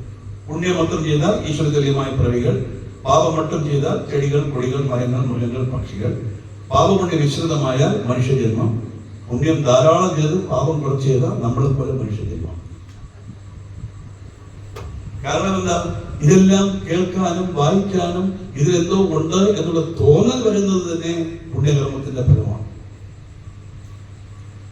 ആ പുണ്യത്തിന്റെ ഫലമില്ലെങ്കിൽ ആർക്കും ഇത് കേൾക്കാനുള്ള ടെൻഡൻസിയും വരില്ല, വരാനും പറ്റില്ല, കേൾക്കാനും സാധിക്കില്ല. ഇങ്ങനെ ഇവിടെ സൃഷ്ടി, സ്ഥിതി, സംഹാരം, തിരോധാനം കഴിഞ്ഞ് തിരോധാനം എന്ന് പറഞ്ഞാൽ മറ നിങ്ങൾ കർട്ടനിടുന്നത് എന്തിനാണ്? അകത്തുള്ളത് കാണാതിരിക്കാൻ വേണ്ടിയാണ് വീട്ടിൽ കർട്ടനിടുന്നത്. ഈ മായ എന്ന് പറയുന്ന കർട്ടൻ, മായയ്ക്ക് അപ്പുറത്താണ് 26 തത്വമായ ബ്രഹ്മസ്വരൂപം. അതാണ് സത്യം. പക്ഷേ ഈ മായ അതിനെ മറച്ചിട്ട് മിഥ്യായ ലോകത്ത് സത്യം നമ്മളെ കൊണ്ട് വിശ്വസിപ്പിക്കുന്നു. കാരണം സംസാരം സ്ഥിരീകരിക്കണമെങ്കിൽ അതുണ്ടെങ്കിലേ സാധിക്കുള്ളൂ. ആ മായ നീങ്ങിയാൽ ബ്രഹ്മമാണ് സത്യം എന്നുള്ള ഉണർവ് വരും. അതാണ് തിരോധാനം. ഇതെല്ലാം കഴിഞ്ഞു, ഈ അനുഗ്രഹം നടക്കാൻ പോകുന്നേ ഉള്ളൂ. അപ്പൊ നിശ്ചലമായ അവസ്ഥ, ആ നിശ്ചലമായ അവസ്ഥയിലും ഇനാക്റ്റീവ് സ്റ്റേജിലും ആക്റ്റീവായിരിക്കുന്ന ശക്തിയുണ്ട്. അതാണ് ദേവി. അതാണ് ശിവന്റെ പുറത്ത് ദേവി ഇരിക്കുന്നത് പോലെ പടത്തിന്റെ അർത്ഥം. അതാണ് ഇവിടെ പഞ്ചബ്രഹ്മാസനസ്ഥിതായി നമഃ. പഞ്ചപ്രേതാസിനായ സ്ഥലമാണെല്ലാം വരുന്നുണ്ട്. പ്രേതം എന്ന് പറഞ്ഞാൽ അശുദ്ധമാണ്, അതിലെ മറ്റു വെട്ടിപ്പോയി വന്ന് കുളിക്കുന്നത്. നമ്മൾ ലളിതാസഹസ്രനാമം ദേവിയെ വിളക്കിൽ ആവർത്തിച്ച് പഞ്ചപ്രേതാസനാസീനായ അക്ഷരമാണ്. എന്താ ദേവിക്ക് നേരത്തെ പറഞ്ഞ പോലെ തന്നെ സിംഹത്തിനാസനമായി 5 പ്രേതങ്ങൾ ആസനമായി കൊണ്ടവൾ എന്ന് പറഞ്ഞാൽ എന്തർത്ഥം? ഇത് തന്നെയാണ്. പ്രേതം എന്ന് പറഞ്ഞാൽ നേരത്തെ ഉണ്ടായിരുന്നു, ഇപ്പൊ ഇല്ല. അതാണ് അല്ലേ? അതല്ലേ, നേരത്തെ ജീവൻ ഉണ്ടായിരുന്നു, ഇപ്പൊ ഇല്ല. അതാണ് ആ ഇനാക്റ്റീവ് സ്റ്റേജിൽ ഇരിക്കുന്ന അവസ്ഥയാണ് ഈ പ്രേതം എന്ന് പറയുന്നത്. അപ്പോഴും ആക്റ്റീവ് ആയിരിക്കുന്ന ഒരു ശക്തിയുണ്ട്. അതും ഇനാക്റ്റീവായ പിന്നെ അടുത്ത സെറ്റ് തുടങ്ങാൻ പറ്റൂല. ഒന്ന് സ്റ്റാർട്ട് ചെയ്യാൻ ഒരു പവർ വേണ്ടേ? അതാണ് ദേവിയിരിക്കുന്നത്. പഞ്ചബ്രഹ്മസനസ്ഥിതായ നമഃ, മഹാപത്മാടവീ സംസ്ഥായ നമഃ. മേരുപർവ്വതത്തിലാണ് താമരപ്പൂക്കളിലുള്ള കാട്. താമരപ്പൂക്കൾ എന്ന് പറഞ്ഞ കാട്ടിൽ സ്ഥിതി ചെയ്ത ദേവിക്ക് നമസ്കാരം. ഈ താമര ഏത് ദൈവത്തിനെ എടുത്താലും കണ്ണ് അല്ലേ, താമര, എല്ലാം മൂക്കിന് താമര, എല്ലാത്തിനും നമ്മൾ കമലദളം, കമലദളം, നമ്മൾ കമലം, കർണകമലം, മുഖകമലം, പാദകമലം ഇങ്ങനെയാണ് പറയുന്നത്. എന്തുകൊണ്ട്? താമരയ്ക്ക് എന്താണ് പ്രത്യേകത ചോദിച്ചാൽ ചെളിയിലേ വളരുള്ളൂ. നല്ല വെള്ളത്തിൽ താമര വളരില്ല. ഇവിടെ ചെളിയിൽ വളർന്നാലും ആ താമര പൂവിലോ തണ്ടിലോ ഇലയിലോ ചെളി അല്പം പോലും വ്യാപിക്കും. നിങ്ങൾ താമര വാങ്ങി വെള്ളത്തിൽ മുടിച്ചെടുക്കി കുടഞ്ഞു നോക്ക്, താമര നനീർപ്പം ഉണ്ടാവില്ല, താമരയിൽ വെള്ളം പിടിക്കില്ല. അതാണ് നളിനീ തരങ്ങൾ ജലമപി തരളം പരിഗോവിന്ദത്തിൽ ആവശ്യം പാടിയത്. അങ്ങനെ ഇരിക്കണം ലൗകികത്തിന് രക്ഷപ്പെടണമെങ്കിൽ. താമരയിൽ വെള്ളം പോലെ എന്ന് പറയുന്നില്ലേ? അപ്പൊ എന്തിനാണെന്ന് പറഞ്ഞാൽ ഒട്ടലില്ലാത്ത ഒരു സ്വഭാവം കാണിക്കുന്നതാണ് താമര. അതേപോലെ ദേവിക്കും ഒട്ടലില്ലാത്ത സ്വഭാവം. ഒട്ടൽ എന്ന് പറഞ്ഞാൽ എന്താണ്? ഇവൻ എനിക്ക് നല്ല പട്ടുസാരിയാണ് കൊണ്ടു തന്നത്, അതുകൊണ്ട് അവന് നല്ലോണം അനുഗ്രഹിക്കും. ഒന്നുമേ ചെയ്തില്ല, ചുമ്മാ അവന് തൊഴുതിട്ട് പോയി. ഈ സ്വഭാവം ദേവിക്കില്ല. ഭക്തിയോട് നമ്മൾ എന്ത് കൊടുക്കുന്നുവോ അത് സ്വീകരിക്കുന്നതാണ് ദേവിയുടെ സ്വഭാവം. അല്ലാതെ എങ്ങനെ കൊടുക്കുന്നു എന്നുള്ളതാണ് കാര്യം, എന്ത് കൊടുക്കുന്നു എന്നല്ല.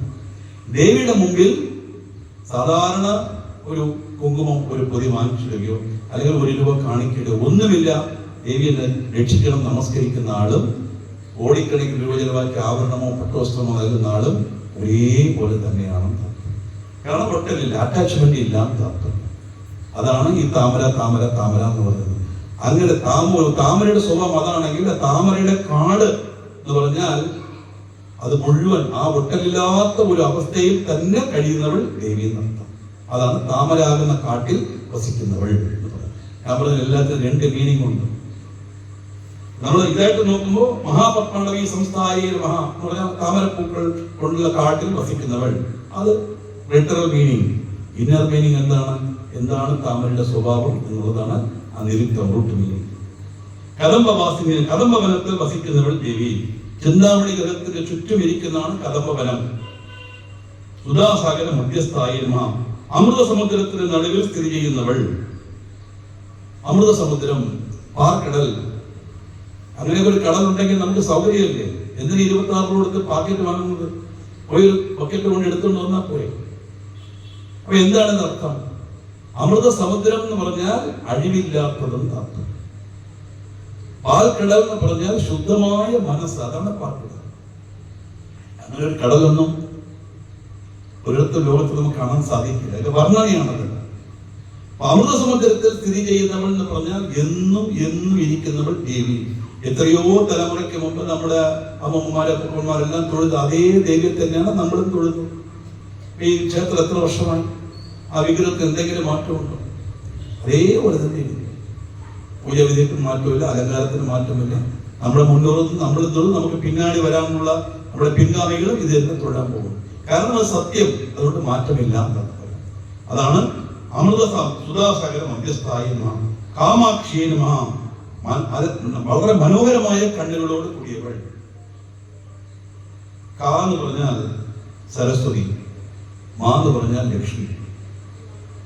എന്തർത്ഥം?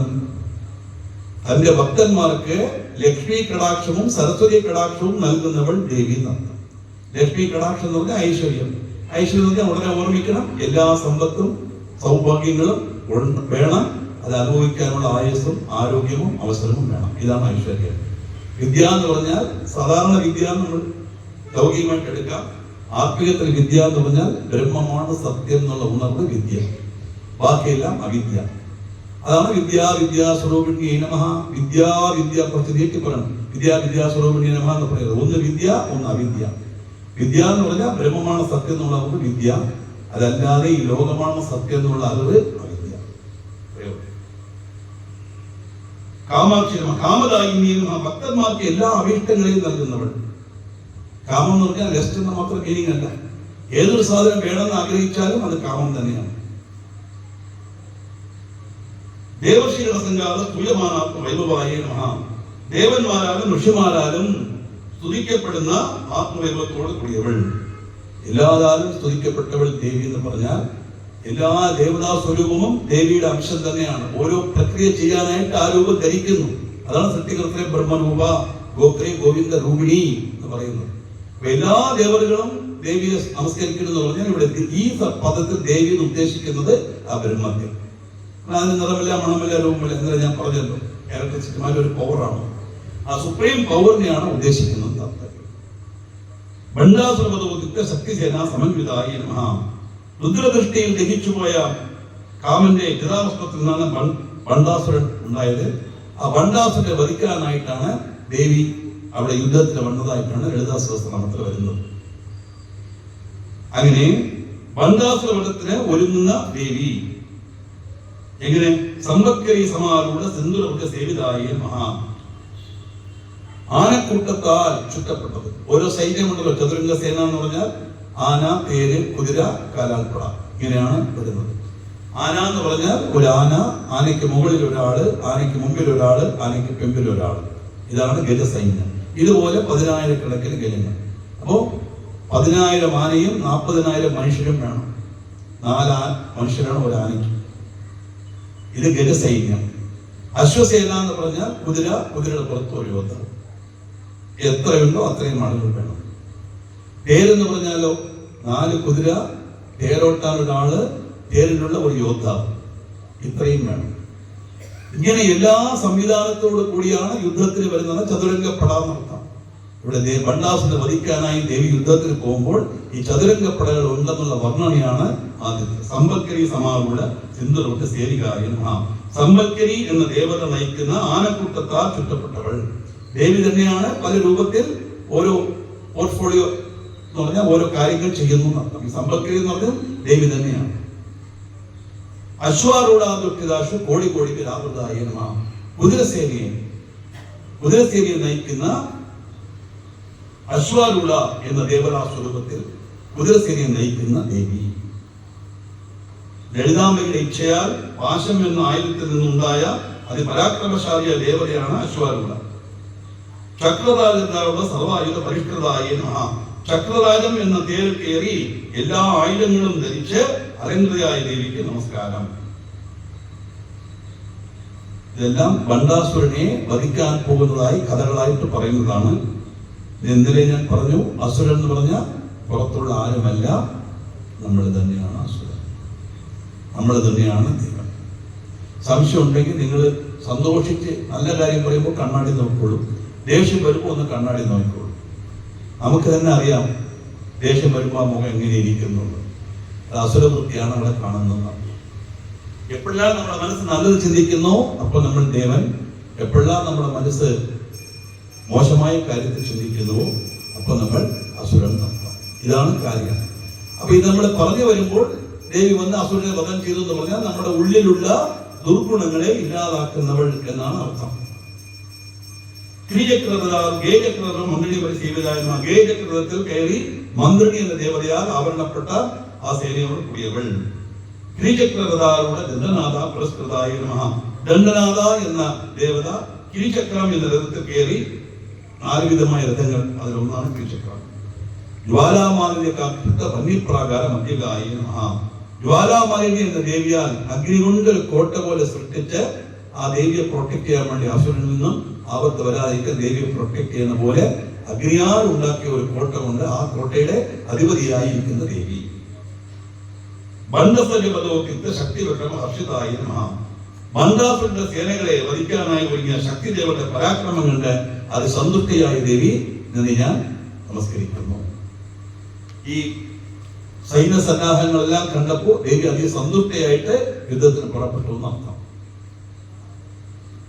അങ്ങനെയുള്ള സമയത്ത് നിത്യാപരാക്രമണോ നിരീക്ഷണ സമുത്സുകായി മഹാ, നിത്യാദേവതകളുടെ അതിശയമായ പരാക്രമം കൊണ്ട് സംതൃപ്തിയായ ദേവിക്ക് നമസ്കാരം. ആ ഓരോ ദേവതാ സ്വരൂപവും ഭണ്ഡാസുരന്റെ സൈന്യത്തെ വധിക്കുന്നത് കണ്ട് സന്തോഷിക്കുന്ന ദേവി. എങ്ങനെ? ഭണ്ഡപുത്രവതോദ്യുക്ത ബാലാവിക്രമ നന്ദിതായ നമഃ. ഭണ്ഡാസുരന്റെ പുത്രന്മാർ 2 പേരുണ്ട്. ആ ഭണ്ഡന്റെ പുത്രന്മാർ 30 പേരുണ്ട്. 30 പേരെ ബാലാദേവി രൂപത്തിൽ വധിക്കുന്നു. ഭണ്ഡാസുരൻ തന്റെ 2 ചുമലുകളിൽ നിന്നും വിശുക്രൻ, വിഷങ്കൻ എന്ന 2 പുത്രന്മാരെ പ്രത്യേകം സൃഷ്ടിക്കും. അവരെയും ദേവി ഇല്ലാതാക്കുന്നു. എന്താണ് പുത്രനെ സൃഷ്ടിച്ചു എന്ന് പറഞ്ഞാൽ, നമ്മുടെ കൂടെയുള്ള നമ്മുടെ ശരീരത്തിൽ നമ്മുടെ സ്വഭാവത്തിലുള്ള ദുർഗുണങ്ങളെല്ലാം ആക്കിക്കൊണ്ട് വരുന്നോറും അതെല്ലാം മുളച്ചു വരും അല്ലെ? നേരത്തെ പറഞ്ഞ പോലെ ദേഷ്യപ്പെടാൻ പാടില്ല എന്ന് തീരുമാനമെടുത്ത് പ്രഭാഷണം കഴിഞ്ഞ് നമ്മൾ പോകുന്നു. ആട്ടോ കിട്ടിയില്ലെങ്കിൽ ദേഷ്യം വരും അല്ലേ? ട്രാഫിക് ജാമായാൽ ദേഷ്യം വരും. എല്ലാവർക്കും ഉടനെ കാര്യം നടക്കണം, അല്ലെങ്കിൽ ഉടൻ ദേഷ്യം വരും. എത്ര തന്നെ നമ്മൾ ശ്രമിച്ചാലും ഇല്ലാതാക്കിയാലും അത് മുളച്ചു വരും. കാരണം എന്താ? ജന്മജന്മാന്തരമായി രക്തത്തിലൂറിയ അതാണ് കോപം. അതില്ലാത്തവരാരും ഉണ്ടാവില്ല. ദേഷ്യപ്പെടാത്ത ഒരാണോ പെണ്ണോ ഉണ്ടെങ്കിൽ നമസ്കരിക്കണം. ഈശ്വരന് തുല്യം. അങ്ങനെ ഒരാളെ ഞാൻ ഇതുവരെ കണ്ടിട്ടില്ല. എനിക്കും ഉണ്ട് ദേഷ്യം. ഞാൻ ഇല്ലെന്ന് പറഞ്ഞാൽ ഇപ്പൊ ക്വസ്റ്റ്യൻ ചെയ്യും ആളുകളുടെ മുമ്പിൽ. ഈ എന്ത് നമ്മൾ ശ്രമിച്ചാലും നമ്മൾ പെട്ടെന്ന് മുളച്ചു വരും. അതാണ് ഈ പുത്രന്മാരെ സൃഷ്ടിച്ചതെന്ന്. ആ പുത്രന്മാരെയും ഇല്ലാതാക്കി. വിശുക്ര പ്രാണഹരണ വാരാഹി വീരനന്ദിത. വിശുക്രന്റെ പ്രാണനെടുത്ത വാരാഹി എന്ന രൂപത്തിലുള്ള ദേവി കാമേശ്വരമുഖാവ് കൽപ്പിത ശ്രീ ഗണേശ്വരായ നമഃ. പരമേശ്വരന്റെ മുഖത്ത് നൃത്തി പതിച്ച് മഹാഗണപതിയെ സൃഷ്ടിച്ച ദേവിക്ക് നമസ്കാരം. എന്തിനാണ് മഹാഗണപതിയെ അപ്പോ സൃഷ്ടിക്കുന്നത്? അപ്പോ ആ ധ്യാനിച്ച് മഹാഗണപതി ഇവിടെ പ്രത്യക്ഷപ്പെടുത്തി നടന്നു. ഭണ്ഡാസുരൻ പലവിധമായ രീതിയിൽ ദേവിയെ ആക്രമിക്കാൻ ശ്രമിച്ചു. ഒന്നും സാധിക്കാതെ വന്നപ്പോൾ ഒരു വിഘ്ന യന്ത്രത്തെ പ്രദർശിച്ച് ആ യുദ്ധഭൂമിയിൽ വെച്ചു. ആ വിഘ്ന യന്ത്രത്തിന്റെ ശക്തി കൊണ്ട് അസുരന്മാർക്ക് ശക്തി കൂടുതലാണ്. അത് നമ്മൾ അറിയാമല്ലോ, ഭയങ്കര ശക്തി കൂടുതലാണ്. കാരണം തപസ്സിന്റെ ഫലമായിട്ട് അവർ കിട്ടിയ വരമാണ്. അവിടെ ശക്തി കൂടുതലാണ്. അവർക്ക് എപ്പോഴെങ്ങനെയാണല്ലോ ദുർഗുണങ്ങൾക്ക് ശക്തി കൂടുതലാണ്. സാധാരണ ഒരു കുറെ പേര് കണക്കാക്കി എടുത്താലും ഒന്നും പറയാതെ അതിന്റെ കാര്യം മാത്രം ഇരിക്കണം. 5 പേരുണ്ട്, മറ്റേ 10 പേരുണ്ടെങ്കിലും ഈ 10 പേര് വിളിച്ചത് ഈ 5 എണ്ണത്തിന് ഇല്ലാതായി. കാരണം ദുഷ്ടശക്തിക്കാണ് എപ്പോഴും പവർ കൂടുതൽ. അത് പണ്ട് മുതലേ ഉള്ളത് തന്നെയാണ്. അപ്പൊ ഇവിടെ ആ വിഘ്നയന്ത്രം പ്രദർശിച്ചപ്പോൾ ദേവിയുടെ സൈന്യങ്ങൾ മുഴുവൻ ക്ഷയിക്കാൻ തുടങ്ങി. അങ്ങനെ വരുമ്പോൾ ദേവി മഹാഗണപതിയെ പ്രാർത്ഥിക്കും. പരമേശ്വരനെ ധ്യാനിച്ച് മഹാഗണപതിയെ പ്രാർത്ഥിക്കും. മഹാഗണപതി വന്ന് തന്റെ തുമ്പിക്കൈ കൊണ്ട് ആ യന്ത്രത്തിനെ അവിടെ നിന്ന് എടുത്ത് ദൂരത്തെറിപ്പിക്കുകയും ചെയ്തു. പറഞ്ഞാൽ എപ്പോഴെല്ലാം നമുക്ക് വിഗ്രഹങ്ങളുണ്ടോ ആ വിഗ്രഹങ്ങളെ ഇല്ലാതാക്കാൻ കഴിവുള്ളവൾ ദേവി എന്നർത്ഥം. നമ്മൾ വിനായകനാണ്, വിഗ്രഹങ്ങൾ ഇല്ലാതാക്കുന്നു നമ്മൾ വിചാരിക്കും. അതുകൊണ്ട് എവിടെ പോയാലും നമ്മൾ ഒരു തേങ്ങ അടിച്ചിട്ട് പോകുന്നു അല്ലേ? തേങ്ങ വരുമ്പോൾ 2 കാര്യം അതിലൂടെ പറയണം. ഈ തേങ്ങ അടിക്കും പടവും അടിക്കുക, തേങ്ങ എടുത്ത് തലയിൽ ഇങ്ങനെ ചുറ്റും. ഇതൊക്കെ അബദ്ധമാണ്. നമ്മുടെ തലയെ ചുറ്റി ദൈവത്തിന് അടിക്കുന്നത് എന്തിനാണ് തേങ്ങ അടിക്കുന്നത്? അതിന്റെ പേര് വിടൽ എന്നാണ്, തമിഴിൽ നിന്നാണ് വന്നത്. വിടൽ എന്ന് പറഞ്ഞാൽ ഗിവപ്പ്. ഞാൻ ഉദ്ദേശിക്കുന്ന കാര്യം നടക്കണം. അതിന് എന്തെങ്കിലും തടസ്സമുണ്ടെങ്കിൽ ആ തടസ്സം ഈ തേങ്ങ അടിക്കുമ്പോൾ അത് എങ്ങനെ തുണ്ടുതുണ്ടായി പോകുന്നു അതുപോലെ ഇല്ലാതാകട്ടെ എന്നാണ് ഇത് അടിക്കുന്നതിന്റെ ഉദ്ദേശം. അങ്ങനെ അടിച്ചിട്ട് അതിന്റെ ഒരു കഷ്ണം എടുത്തുകൊണ്ട് വന്ന നെൽകൃഷി പോലെ ആയിപ്പോകും. ആലോചിച്ചോ? അത് നമ്മൾ അടിച്ചതുമല്ല. ക്ഷേത്രത്തിൽ ആരോ അവന്റെ കഷ്ടം പഠിക്കുന്നതിനെ അടിച്ചതാണ്. അതിന്റെ വിത്ത് നമ്മൾ എടുത്തുകൊണ്ട് വന്ന് അത് നേരെ നമുക്ക് വരും. വിത്ത് അമ്പലത്തിൽ തേങ്ങ അടിച്ച് എടുക്കാനേ പോകരുത്. ഇവിടെ നിങ്ങൾ ചോദിക്കും, ഈ തേങ്ങയെല്ലാം പോയിട്ടല്ലേ വെളിച്ചെണ്ണായി നമുക്ക് വരുന്നത്? അത് പ്രോസസ്, നമുക്കൊന്നും ചെയ്യാൻ പറ്റില്ല. നമ്മൾ എടുക്കരുത്. പഴമണി ക്ഷേത്രത്തിൽ തേങ്ങ അടിച്ചിട്ട് നിങ്ങൾ എടുക്കാതെ വന്നാൽ നിങ്ങൾ അതിനെ വഴക്ക് പറയും. ഞാൻ 25 തേങ്ങ എടുത്തെടുത്തപ്പോൾ അടിക്കാൻ വന്നിട്ട് തേങ്ങ പ്രസാദം വന്നാതെ പോകുന്നു. ഞാൻ ചിരിച്ചുകൊണ്ട് പോയി. ഞാൻ അവനെ പറയണമെങ്കിൽ ഞാൻ എഴുതാത്ത നമ്മളവനെ പറഞ്ഞു കൊടുക്കും. ഒരിക്കലും അത് ചെയ്യരുത്. തലയെ ചുറ്റി അടിക്കാനും പാടില്ല. ആ അടിച്ച തേങ്ങയിൽ നിന്ന് ഒരു കഷ്ണം എടുക്കാനും പാടില്ല. നമ്മൾ വിചാരിക്കുന്നു മഹാഗണതയാണ് വിഘ്നങ്ങൾ ഇല്ലാതാക്കുന്നതാണ്. വിഘ്നങ്ങൾ ഇല്ലാതാക്കുന്നത് ഈശ്വര സ്വരൂപം. എല്ലാ ദൈവവും വിഘ്നങ്ങൾ ഇല്ലാതാക്കും. ആ വിഘ്നങ്ങൾ ഇല്ലാതാക്കുന്ന ഈശ്വരനെ ഗണപതിയായി നമ്മൾ സങ്കല്പിച്ചു, അത്രയേ ഉള്ളൂ. അതുകൊണ്ട് ഇവിടെ ആ മഹാഗണപതിയെ ധ്യാനിച്ച് എന്ന് പറഞ്ഞാൽ ഈശ്വരയുടെ ശക്തി കൊണ്ട് ആ വിഘ്നയന്ത്രത്തെ ഇല്ലാതാക്കി. ഭണ്ഡാസുരൻ നിർമ്മിത്ത ശസ്ത്ര പ്രത്യസ്ത്ര വർഷിക്കുകയും ഭണ്ഡാസുരൻ വിധവിധമായ അസ്ത്രങ്ങൾ പ്രയോഗിക്കുകയും അതിനെല്ലാം പ്രത്യസ്ത്രം ദേവി ഇടുകയും ചെയ്തു. എപ്പോഴും അങ്ങനെയാണ്. ഇവർ ആഗ്നേയാസ്ത്രം ഇട്ട അവിടുന്ന് വാരുണാസ്ത്രം ഇടണം. അത് അഗ്നി വർഷിച്ചുകൊണ്ട് വരും, ഇത് ജലം വർഷിച്ചുകൊണ്ട് വരും. ആരുടെ പവറാണ് കൂടുതൽ ആ അസ്ത്രം നിർവീര്യമാണ്. ഇതാണ് യുദ്ധത്തിൽ ജാഗ്രത എന്നുള്ളത് കണ്ടിട്ടില്ലേ? രണ്ടാമ ഇങ്ങനെ വരുന്നു, രണ്ടും കൂടെ താഴെ വരും. തുല്യ ശക്തിയാണെങ്കിൽ ഒന്നിനും ഒന്നേ അടിച്ചമർത്താൻ പറ്റില്ല, രണ്ടും പിടിച്ച് താഴെ പോകും. ശക്തി കൂടുതലാണെങ്കിൽ ഇത് ഇല്ലാതാക്കി ആ അസുരനെ അല്ല ആരാണോ അമ്പ ചെയ്തത് അവരെ. ഇതാണ് ശസ്ത്ര പ്രത്യസ്ത്ര വർഷിണി. എങ്ങനെ പറ്റുന്നു? കരാങ്കുളിനകോത്പന്ന നാരായണ ദശാകൃതി പറയുമ്പോൾ കരാങ്കുളിനകോത്പന്ന നാരായണ ദശാകൃതി.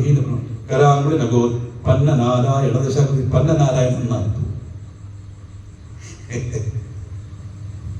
ശരിയല്ലേ? നിർത്തി പറഞ്ഞു നോക്കും. കരാങ്കുളിനകോത്പന്ന നാരായണ ദശാകൃതി. നാരായണൻ പന്ന നാരായണനാണ്. കര അങ്കുളി നഗ ഉത്പന്ന, ഇതാണ് പദം. കരം എന്ന് പറഞ്ഞാൽ കൈ, അങ്കുളി എന്ന് പറഞ്ഞാൽ വിരൽ. വിരലിന്റെ നഖത്തിൽ നിന്നും ഉത്ഭവിക്കുന്ന 10 നാരായണനാണോ എന്ന് തോന്നുന്നു ദേവി അസ്ത്രം വർഷിക്കുന്നത് കണ്ടാൽ. എന്താ അർത്ഥം? 2 കൈ കൊണ്ട് മാറി മാറി അസ്ത്രം ഇടുകയാണ് ബൃന്ദാസുരന്റെ. അപ്പോ അസ്ത്രം ഇടുന്ന സമയത്ത് ഇവിടുന്ന് 5 അസ്ത്രം വരുന്നത്, ഇവിടുന്ന് 5 അസ്ത്രം വരുന്നത് കൊണ്ട് കഴിഞ്ഞാൽ നാരായണൻ തന്നെ, സാക്ഷാത് നാരായണൻ തന്നെ 10 അവതാരം എടുത്തതാണോ എന്ന് തോന്നുന്നു ദേവി യുദ്ധം ചെയ്താൽ കണ്ടാൽ. നഗ ഉത്പന്ന നാരായണ ദശ ആകൃതി. വളരെ ശ്രദ്ധിച്ച് പറയണം. കരാങ്കുളി നഗോത്പന്ന നാരായണ ദശാകൃതി. കരാങ്കുളി നഗോത്പന്ന നാരായണ ദശാകൃതി ചേർത്ത് പറയാം.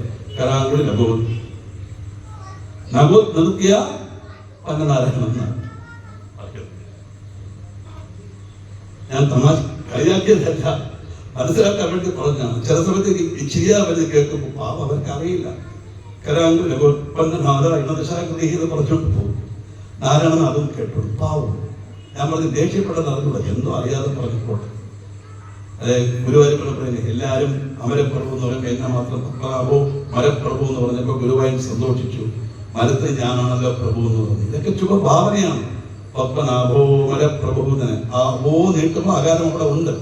പത്മനാഭോ മരപ്രഭു എന്ന് പറയരുത്. പത്മനാഭോ മരപ്രഭു, പത്മനാഭോ അമരപ്രഭു എന്ന് പറയാനും പാടില്ല. പത്മനാഭ അമരപ്രഭു എന്ന് പറയണം. അല്ലെങ്കിൽ പത്മനാഭോ മരപ്രഭു എന്ന് പറയുമ്പോൾ ആകാരം അവിടെ ഉണ്ട്. നിർത്തരുത് അവിടെ. ശ്വാസം വിട്ടാൽ പോയി. മഹാപാശുപതാസ്ത്ര സൈനികായ മഹാപാശുപത്തിന്റെ അസ്ത്രത്തിൽ നിന്നുണ്ടായ അഗ്നിയാൽ അസുര സൈന്യത്തെ മുഴുവൻ ഇല്ലാതാക്കി ദേവി. അവസാനം നിവൃത്തിയില്ലാതെ വന്നപ്പോൾ പാശുപതാസ്ത്രം തന്നെ പ്രയോഗിച്ച് ഭണ്ഡാസുര സൈന്യത്തെ മുഴുവൻ വധിച്ചു. കാമേശ്വരാസ്ത്രത്തെ സഭണ്ഡാസുര ശൂന്യകായ കാമേശ്വരാസ്ത്രത്താൽ ഭണ്ഡാസുരനോടൊപ്പം ശൂന്യകം എന്ന അവന്റെ നഗരവും ദേവി ഇല്ലാതാക്കി. അതിശക്തമാണ് കാമേശ്വരാസ്ത്രം, പരമേശ്വരന്റെ ശക്തി. ബ്രഹ്മോപേന്ദ്ര മഹാന്ദ്രാദി ദേവസംസ്കൃത വൈഭവായ നമഃ. അങ്ങനെ ഭണ്ഡാസുരൻ വധിക്കപ്പെട്ടപ്പോൾ ബ്രഹ്മ, വിഷ്ണു, ഇന്ദ്രൻ അത്തരം ദേവതകളും ദേവിയെ സ്തോത്രം ചെയ്തു. എപ്പോഴും അങ്ങനെയാണ്. യുദ്ധം നടന്നാൽ നമ്മൾ ദേവിമാർക്ക് പറഞ്ഞില്ലേ, ഉടനെ എല്ലാവരും മറ്റേ കുട്ടങ്ങളെ പൂവെറ്റുന്ന റെഡിയായിരിക്കും ആകാശത്ത്. പദം നടന്നാൽ ഉടനെ പുഷ്പവൃഷ്ടി ഉണ്ടാകും.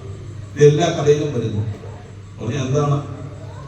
ആരുടെ മനസ്സിൽ നിന്നാണോ ആ ദുർഗുണങ്ങൾ ഇല്ലാതാകുന്നത്, ആ ദുർഗുണം ഇല്ലാതാകുമ്പോൾ ആ മനസ്സിലുണ്ടാകുന്ന സന്തോഷം, സംതൃപ്തി, ഇതാണ് പുഷ്പവൃഷ്ടി എന്ന് കഥയായിട്ട് പറയുന്നത്.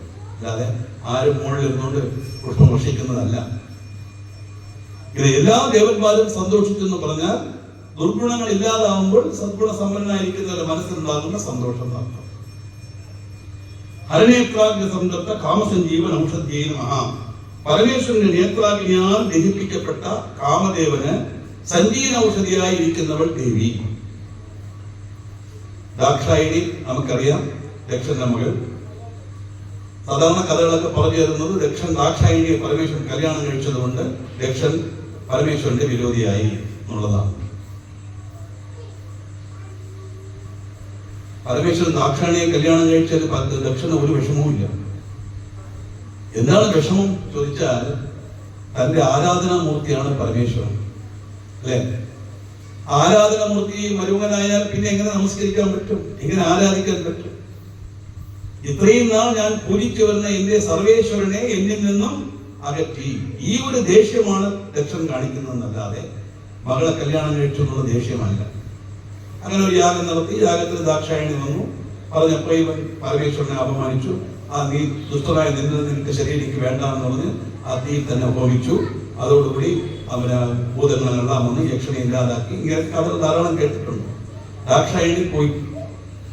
പിന്നെ പരമേശ്വരൻ നേരത്തെ പറഞ്ഞല്ലോ, ശക്തിയില്ലെങ്കിൽ ശിവനില്ല. നോക്കും, ലോകേശ്വരനാണ്, എല്ലാവരും രക്ഷിക്കുന്ന പരമേശ്വരൻ. ദാക്ഷായണി ഇല്ലാതായി ഒറ്റ ഇരുപ്പ അവസ്ഥ, അനങ്ങൂല. ആ സമയത്താണ് താരകാസുരന്റെ ആവിർഭാവം. താരകാസുരൻ നോക്കി, എല്ലാവരും ഓരോരുത്തരും വധം വാങ്ങിച്ചു. അങ്ങനെ വരിക്കരുത്, ഇങ്ങനെ വരിക്കരുത്, എല്ലാവരും മരിക്കുകയും ചെയ്തു. അപ്പോൾ എന്താണ് ബെസ്റ്റ്? നമുക്ക് കാര്യമായിട്ട് ചോദിക്കാം. ശിവപുത്രനൊഴികെ ആരിൽ നിന്നും ഞാൻ വധിക്കപ്പെടാൻ പാടില്ല. ശിവന്റെ പുത്രനുണ്ടാവില്ലല്ലോ. ദാക്ഷായണിയിലെ ശിവൻ തപസ്സിലാണ്. അതാണ് അവന്റെ മനസ്സ്.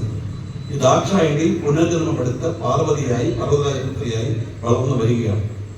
അത് മുതലേ പരമേശ്വരൻ ധ്യാനിച്ച് പരമേശ്വരനെ തന്നെ കല്യാണം കഴിക്കണമെന്ന് വിചാരിക്കുന്ന ഒരു അവസ്ഥയിലാണ് ഇരിക്കുന്നത്. അപ്പൊ ഈ പരമേശ്വരൻ തപസ് ഇളകിയാലേ പരമേശ്വരൻ പാർവതി പരിണയം നടക്കുകയുള്ളൂ. അതിനാണ് ഇവര് കാമദേവനെ പറഞ്ഞയക്കും. പരമേശ്വരന്റെ മുമ്പിൽ പോയാൽ നേത്രാഗ്നിയോട് എന്നെ ദഹിപ്പിക്കണം. അത് സാധിക്കില്ല എന്ന് പറയും. ഇല്ല, ദേവകാര്യങ്ങൾക്ക് പോയേ പറ്റുമെന്ന് പറയുമ്പോൾ അങ്ങനെ കാമദേവൻ പോയി തന്റെ പുഷ്പബാണത്താൽ പരമേശ്വരൻ തപസ് ഇളക്കുകയും കണ്ണു തുറന്നപ്പോൾ നേരെ കണ്ടത് കാമേശ്വരനാണ്, കാമദേവനെയാണ്. തന്റെ നെറ്റിക്കൺ കൊണ്ട് അദ്ദേഹത്തിനെ ഇല്ലാതാക്കുകയും ചെയ്തു.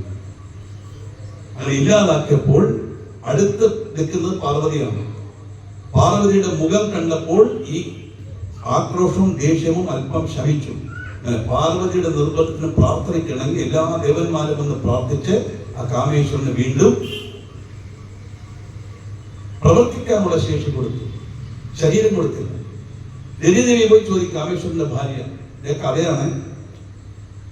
ദേവകാര്യാർത്ഥം വന്നു, എന്റെ ഭർത്താവിന്റെ ഗതി ഇതായല്ലോ, ഞാനിനി എന്താ? നിന്റെ കണ്ണിന് മാത്രം കാണത്തക്ക രീതിയിൽ രതിനയന ലേഖേന വപുഷ സൗന്ദര്യത്തിൽ വരുന്നു.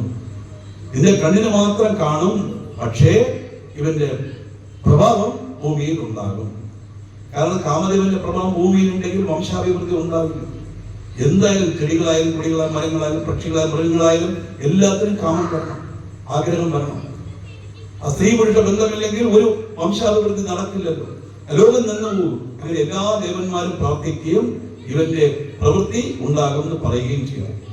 അങ്ങനെ കാമദേവന്റെ നേത്രാഗ്നിയാൽ ഇരിക്കപ്പെട്ട പരമേശ്വരൻ നേത്രാഗ്നിയാൽ ഇരിക്കപ്പെട്ട കാമദേവന് പുനർജന്മം നൽകിയ ഒരു ദേവിയായതുകൊണ്ട് അതിന്റെ സജീവ ഔഷധിയായി ഇരിക്കുന്നവൾ എന്നർത്ഥം.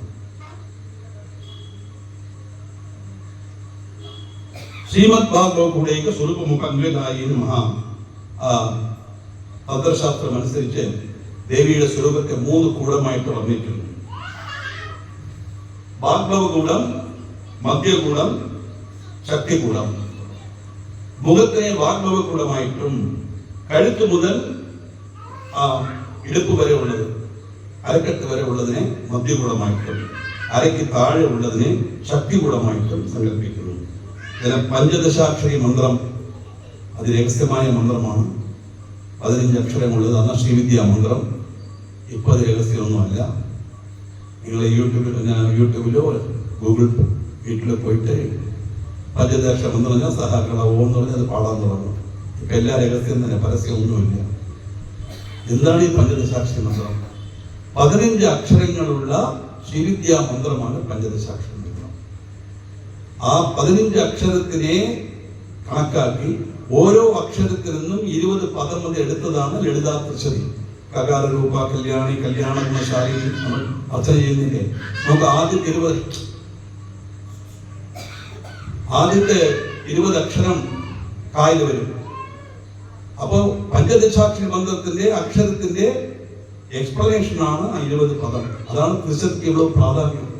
വളരെ നോക്കി ഉച്ചരിക്കണം. പഞ്ചദശാക്ഷരി മന്ത്രം നമുക്ക് ഉപദേശം കിട്ടാൻ സാധ്യതയില്ല. പക്ഷെ അതിനെ സാധാരണ ജനങ്ങൾക്ക് അത് മനസ്സിലാക്കാൻ വേണ്ടി അതിൽ നിന്ന് 20 പദങ്ങളെടുത്ത് നമുക്ക് അർച്ചനയായിട്ട് ത്രിശതി അർച്ചന. അങ്ങനെ ശക്തി കുടകിതാവെന്ന് ആ പഞ്ചദക്ഷര മന്ത്രത്തിലെ 3ാമത്തെ ഭാഗം. ആദ്യത്തെ 5 അക്ഷരം ഒരു ഭാഗം, 5 അക്ഷരം ഒരു ഭാഗം, 5 അക്ഷരം ഒരു ഭാഗം. അതിനാണ് വാക്കുകൂടം, മധ്യകൂടം, ശക്തികൂടം എന്ന് പറയുന്നത്. ഇതൊക്കെ നമുക്ക് ഇത്രയും മനസ്സിലാക്കാൻ സാധിക്കുകയുള്ളൂ. ശ്രീവിദ്യ ഉപാസന ചെയ്തവർക്ക് അതൊക്കെ കൂടുതലായിട്ട് മനസ്സിലാക്കാൻ പറ്റുള്ളൂ. അതൊന്നും നമ്മുടെ ലക്ഷ്യമുള്ളതല്ല. ഈ ശ്രീവിദ്യ ഉപാസനയല്ല, തീവ്രമായ ഉപാസന. അതാണ് ഇവിടെ ശ്രീചക്രം പൂജിക്കുന്നവരെ കൊണ്ട് ശരിക്കുമുള്ള ആരാധന. നമ്മുടെ ശ്രീചക്രത്തിന് 3 വിധമായ പ്രസ്ഥാനമുണ്ട്. മേരു പ്രസ്ഥാനം, കൈലാസ പ്രസ്ഥാനം എന്ന് പറഞ്ഞ 3 വിധം പ്രസ്ഥാനമുണ്ട്. ആ രീതിയിലൊക്കെ ആരാധിക്കുന്നെങ്കിൽ മുഴുക്ക ആ ആരാധനയിൽ മുഴുകിയിരിക്കുന്നവർക്ക് സാധിക്കുകയുള്ളൂ. മൂലമന്ത്രാത്മികായ നമഃ. മൂലമന്ത്രം തന്നെയായ ദേവിക്ക് നമസ്കാരം. ശ്രീവിദ്യാ മന്ത്രമാണ് മൂലമന്ത്രം. എല്ലാ ദേവന്മാർക്കും ദേവിക്കും ഒരു മൂലമന്ത്രം ഉണ്ടാകും. ഇവിടെ പഞ്ചദശാക്ഷരി മന്ത്രമാണ് മൂലമന്ത്രം. മൂലകുടത്തിലെ കളയഭരായ നമഃ. 3 കുടങ്ങൾ നേരത്തെ പറഞ്ഞല്ലോ. വാഗ്കൂടം, മധ്യകൂടം, ശക്തികൂടം. പഞ്ചദശാക്ഷരി മന്ത്രയെ 5 തിരിച്ച് 3 ഭാഗമായിട്ട് പറയുന്നു. കുലാമൃതൈക രസികായ നമഃ. ശിരസിലുള്ള സഹസ്രാര പത്മത്തിലൊഴുകുന്ന അമൃതരസം അനുഭവിക്കുന്ന ദേവിക്ക് നമസ്കാരം. മൂലാധാരത്തിൽ ഉറങ്ങിക്കിടക്കുന്ന കുണ്ടലി ശക്തിയെ സഹസ്രാരത്തിൽ ഇരുന്നുകൊണ്ട് അമൃതം വർഷിച്ച് അതിനെ ആക്ടിവേറ്റ് ആയി ഉണർത്തുന്നവൾ ദേവി എന്നർത്ഥം. അത് ഭഗവത് ധ്യാനം ചെയ്യുമ്പോൾ അത് കുണ്ടലി ശക്തിയാണ്. മെഡിറ്റേഷൻ ചെയ്യുന്നവർക്ക് ഉണ്ടാകും. സംഗീതം ഉച്ചസ്ഥായിലൊക്കെ പാടുന്നവരെ അവർക്കും ഈ കുണ്ടലി ശക്തി ഉണ്ടാകും. യോഗാഭ്യാസം ചെയ്യുന്നവർക്കും ഉണ്ടാകും.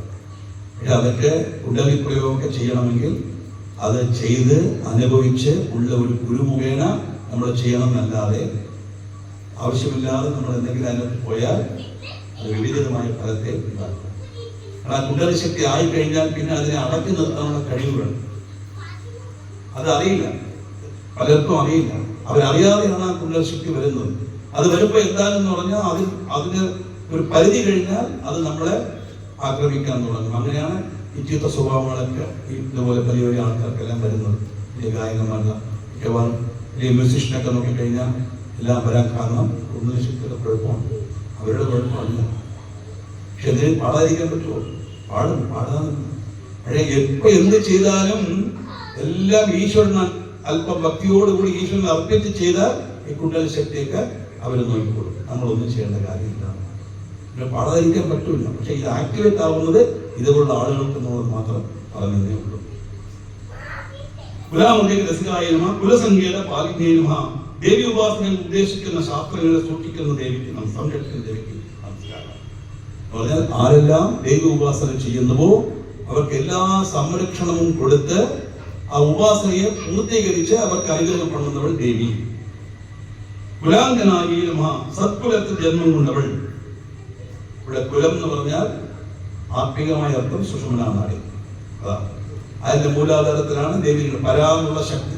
ശബ്ദം എങ്ങനെ വന്നു എന്നുള്ളത് വരുമ്പോൾ നമുക്കത് നോക്കാം. പരാന്നുള്ള ശക്തി അമ്മേന്ന് വിളിക്കുന്നത് നമ്മൾ കേൾക്കുന്നു. ഈ ശബ്ദം എവിടെ നിന്ന് വരുന്നു? അത് ലളിതാസഹസ്രനാമത്തിൽ വരുന്നുണ്ട്. അപ്പൊ നോക്കാം. കുലാംഗനായി നമഃ. കുലാംഗസ്ഥായി നമഃ. കുലത്തിൽ സ്ഥിതി ചെയ്യുന്നവൾ. കുലം എന്ന് പറഞ്ഞാൽ സുഷുമ്നാ നാഡി, അത് സ്ഥിതി ചെയ്യുന്നവൾ എന്നർത്ഥം. കൗളിന്യേ നമഃ. ശിവശക്തി സ്വരൂപിണിയായ ദേവിക്ക് നമസ്കാരം. കുലയോഗിന്യേ നമഃ.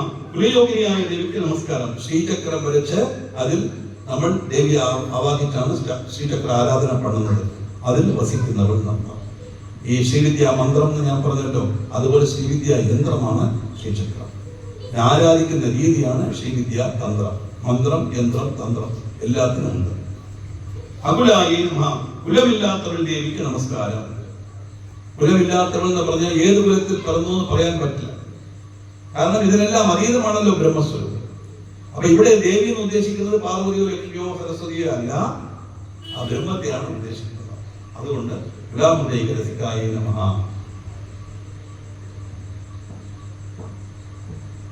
സമയാന്തസ്ഥായ നമഃ. സമയമാർഗത്തിൽ ചെയ്യുന്നവൾ.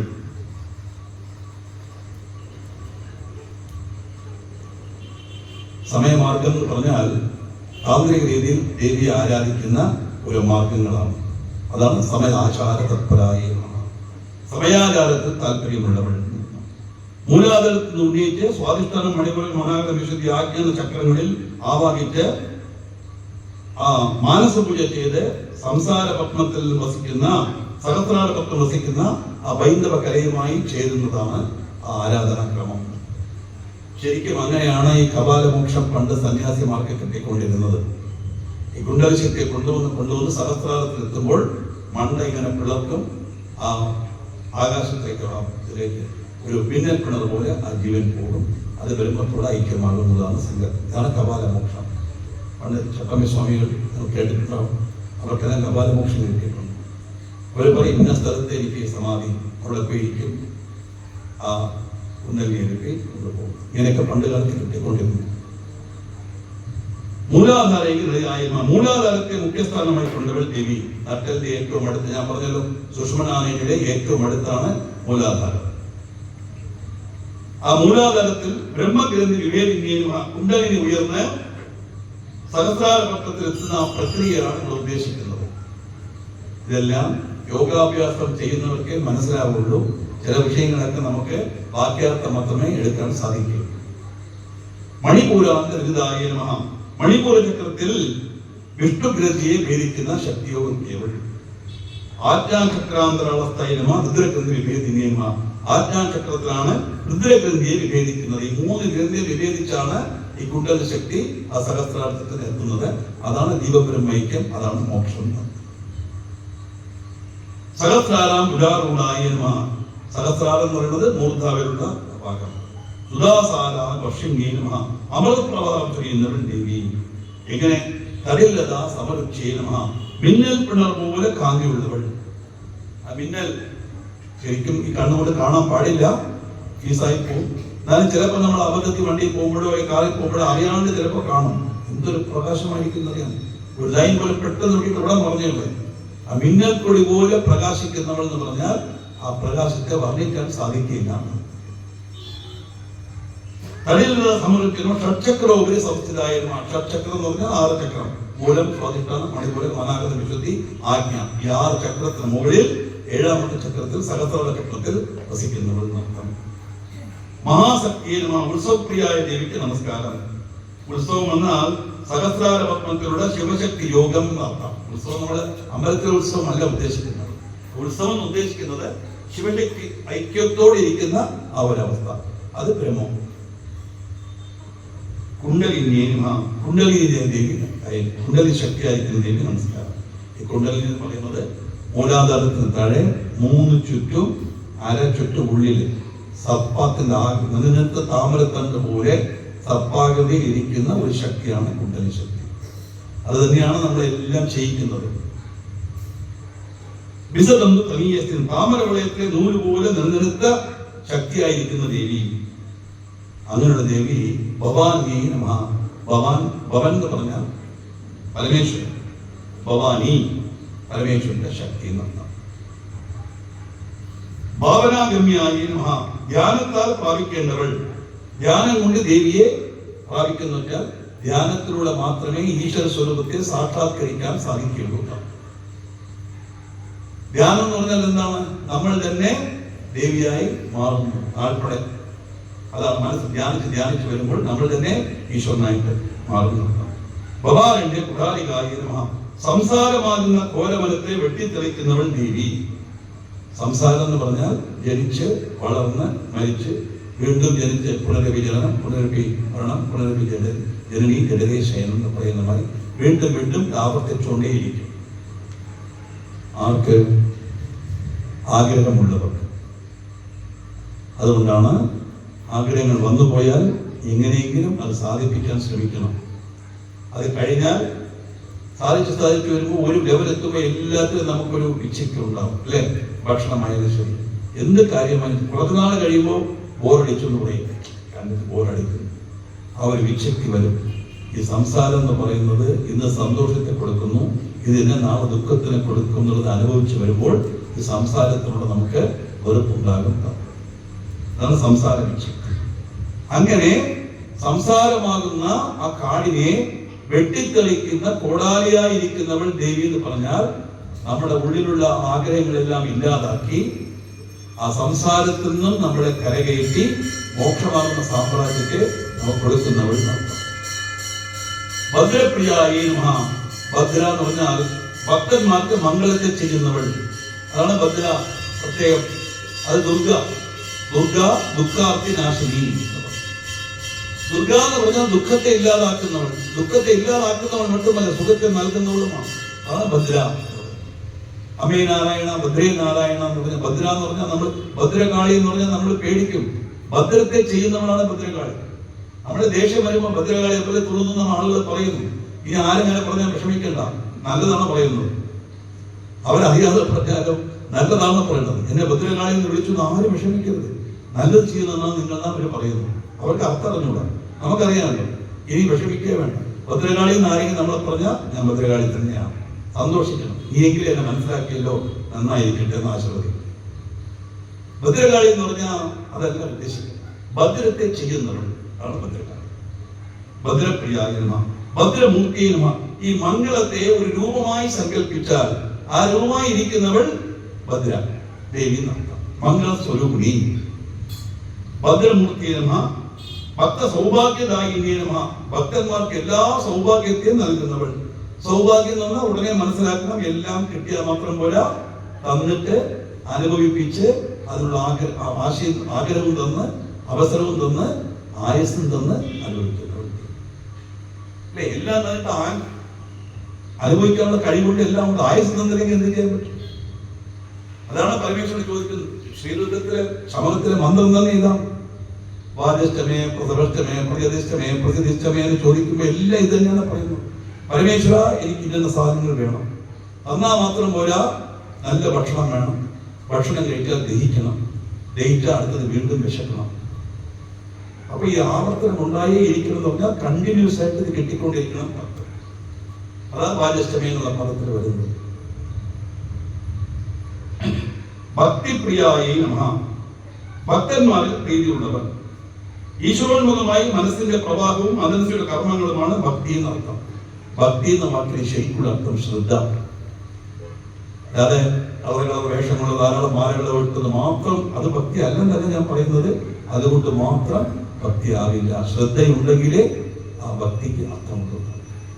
ഏത് കാര്യവും ശ്രദ്ധിച്ചാലേ നമുക്ക് സാധിക്കും. വീട്ടിൽ പാചകം ചെയ്യുമ്പോൾ ശ്രദ്ധയുണ്ടെങ്കിലേ ഭക്ഷണമായി ഇരിക്കുള്ളൂ. അല്ലെങ്കിൽ കഴിക്കുന്നവർ പറയുമ്പോൾ അറിയാം അതിന്റെ ഗുണം എന്താണ്. എല്ലാത്തിനും ശ്രദ്ധ വേണം. ഈശ്വരാരാധനയിലും ശ്രദ്ധ വേണം. അതാണ് ഭക്തി. ഭക്തി വശ്യായി നമഃ. അങ്ങനെ ഭക്തി കാണിച്ചാൽ ഭക്തിക്ക് വശപ്പെടുന്നവൾ ദേവി. ആ ഭക്തിയിലൂടെ ദേവിയെ വശീകരിക്കുക എന്ന് പറഞ്ഞാൽ ഭക്തന്മാരുടെ ഉള്ളിലുള്ള ഭക്തിയെ കണക്കിലെടുത്ത് നമുക്ക് അനുഗ്രഹിക്കുകയും ചെയ്യുന്നവൾ ദേവി എന്നർത്ഥം. ഭയാപഹായ നമഃ. ഭയങ്ങൾ അകറ്റുന്ന ദേവിക്ക് നമസ്കാരം. ഭയത്തെ ഏറ്റവും വലിയ ഭയം എന്താണ്? എല്ലാവർക്കും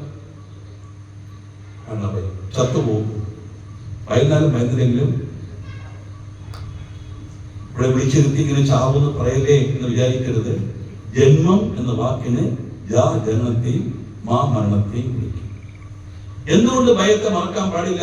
എങ്ങനെയാ ഭയത്തെ ദേവി ഇല്ലാതാക്കുമെന്ന ഭയത്തെ എന്ന് പറഞ്ഞാൽ, ദേവിയെ സംസ്കരിച്ച് നമ്മൾ തൊഴുതൊഴുത് വരുമ്പോൾ ഞാനും ദേവിയും ഒന്നാണെന്നുള്ള ഒരു തോന്നൽ വന്നു കഴിഞ്ഞാൽ ആ ആത്മാവാണല്ലോ ദേവി. ആത്മാവ് ഒരിക്കലും ഭരിക്കില്ല. ഈ ശരീരമാണ് ഭരിക്കുന്നത്.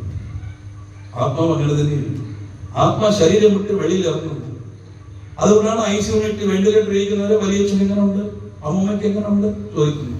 വെന്റിലേറ്റർ എടുത്താൽ അമ്മ പോയോ, ഡെഡ് ബോഡി എപ്പോ കൊണ്ടുവരും എന്ന് വിശാലക്ഷ്മി അമ്മൂമ്മയെ വിശാലക്ഷ്മി ആരെങ്കിലും പേരുണ്ടെങ്കിൽ കൂടി അമ്മൂമ്മ എപ്പോ കൊണ്ടുവരുന്ന ആരെങ്കിലും ചോദിക്കുന്നുണ്ടോ? ആരും ചോദിക്കില്ല. ഡെഡ് ബോഡി തമിഴ് പേരിനെനിക്ക് പിണമെന്ന് പേരിട്ട് ജീവിച്ചിരിക്കുമ്പോൾ ന്യൂമറോളജി വെച്ച് എന്തെല്ലാമോ ഇഷ്ടംപോലെ പേരുകളിടാം, ഭംഗിയാവുന്ന പേരുകൾ. മരിച്ചു കഴിഞ്ഞാൽ എല്ലാവർക്കും ഒരേ പേര്, ജാതി മത ഭേദമന്യേ, ഇറസ്പെക്ടീവ് of caste, creed, age, sex, religion, ഒറ്റ പേര് പ്രേതം, ഡെഡ് ബോഡി. എന്തുകൊണ്ട്? ആത്മാവ് പോയി എന്നർത്ഥം. അപ്പൊ ആത്മാവാണ് ഞാൻ എന്നുള്ള ചിന്ത വന്നാൽ മരണത്തെ ഭയപ്പെടേണ്ട കാര്യമില്ലല്ലോ. അതാണ് ഇവിടെ ഉദ്ദേശിക്കുന്നത്. ആ ഭയത്തെ ഇല്ലാതാക്കുന്നവൾ ദേവി. ദേവി ആരാധന കൊണ്ട് നമ്മൾ ഇനി മനസ്സിലാക്കണം, മരണത്തെ ആരും ഭയപ്പെടേണ്ട കാര്യമില്ല. സന്തോഷമായിട്ട് വാ പറയണം. നമ്മൾ സന്തോഷമാണ് എതിർക്കുന്ന യമൻ നമ്മളെ കണ്ട് പേടിച്ചു പോകും, വരില്ല. എന്നുണ്ടോ ആ ഡേറ്റ് ഉണ്ട്, നമ്മൾ അറിയാത്തത് കൊണ്ട് എഴുതുന്നില്ല എന്നുള്ളത്. മറ്റു ശേഷമാണ് ഇത്ര ഇയർമും ഇത്ര വരെ എഴുതുന്നത്. പക്ഷെ ഇതെല്ലാം അവിടെ എഴുതി വെച്ചിട്ടുണ്ട്. കറക്റ്റ് ആ സമയത്ത് നടന്നിരിക്കും. ആ പേടി വേണ്ട. പക്ഷെ ഒരു കാര്യം വിചാരിക്കണം, ഈ ശരീരമാണ് ഇല്ലാതാവുന്നതല്ലാതെ എൻ്റെ ഉള്ളിലുള്ള ആത്മാവ് മരണമില്ല. അത് ഈ വേറൊരു ശരീരത്തിലോ വേറെ രീതിയിലോ പോകും. അല്ല മോക്ഷപ്രാപ്തിക്കുള്ള ലബ്ധിയാണെങ്കിൽ മോക്ഷത്തിൽ പോകും. പേടിക്കുകയേ വേണ്ട, വേറെ ജന്മമേ ഇല്ല. ഇങ്ങനെയുള്ള മരണഭയത്തെ ഇല്ലാതാക്കുന്നവളാണ് ആന്തരികമായ അർത്ഥം. സാധാരണ നോക്കിയാൽ ഭയത്തെ ഇല്ലാതാക്കുന്നവൾ ദേവി. ഭയാപഹായ ശാംഭവിയെ നമഃ. ശംഭുവിന്റെ പത്നിയായ ദേവിക്ക് നമസ്കാരം. ശംഭു എന്ന് പറഞ്ഞാൽ പരമേശ്വരൻ. ശം എന്ന് പറഞ്ഞാൽ സന്തോഷം. ശം കരയേതി ശങ്കര. നമുക്ക് നന്ദിയെ ചെയ്യുന്നവൻ ശംഭു.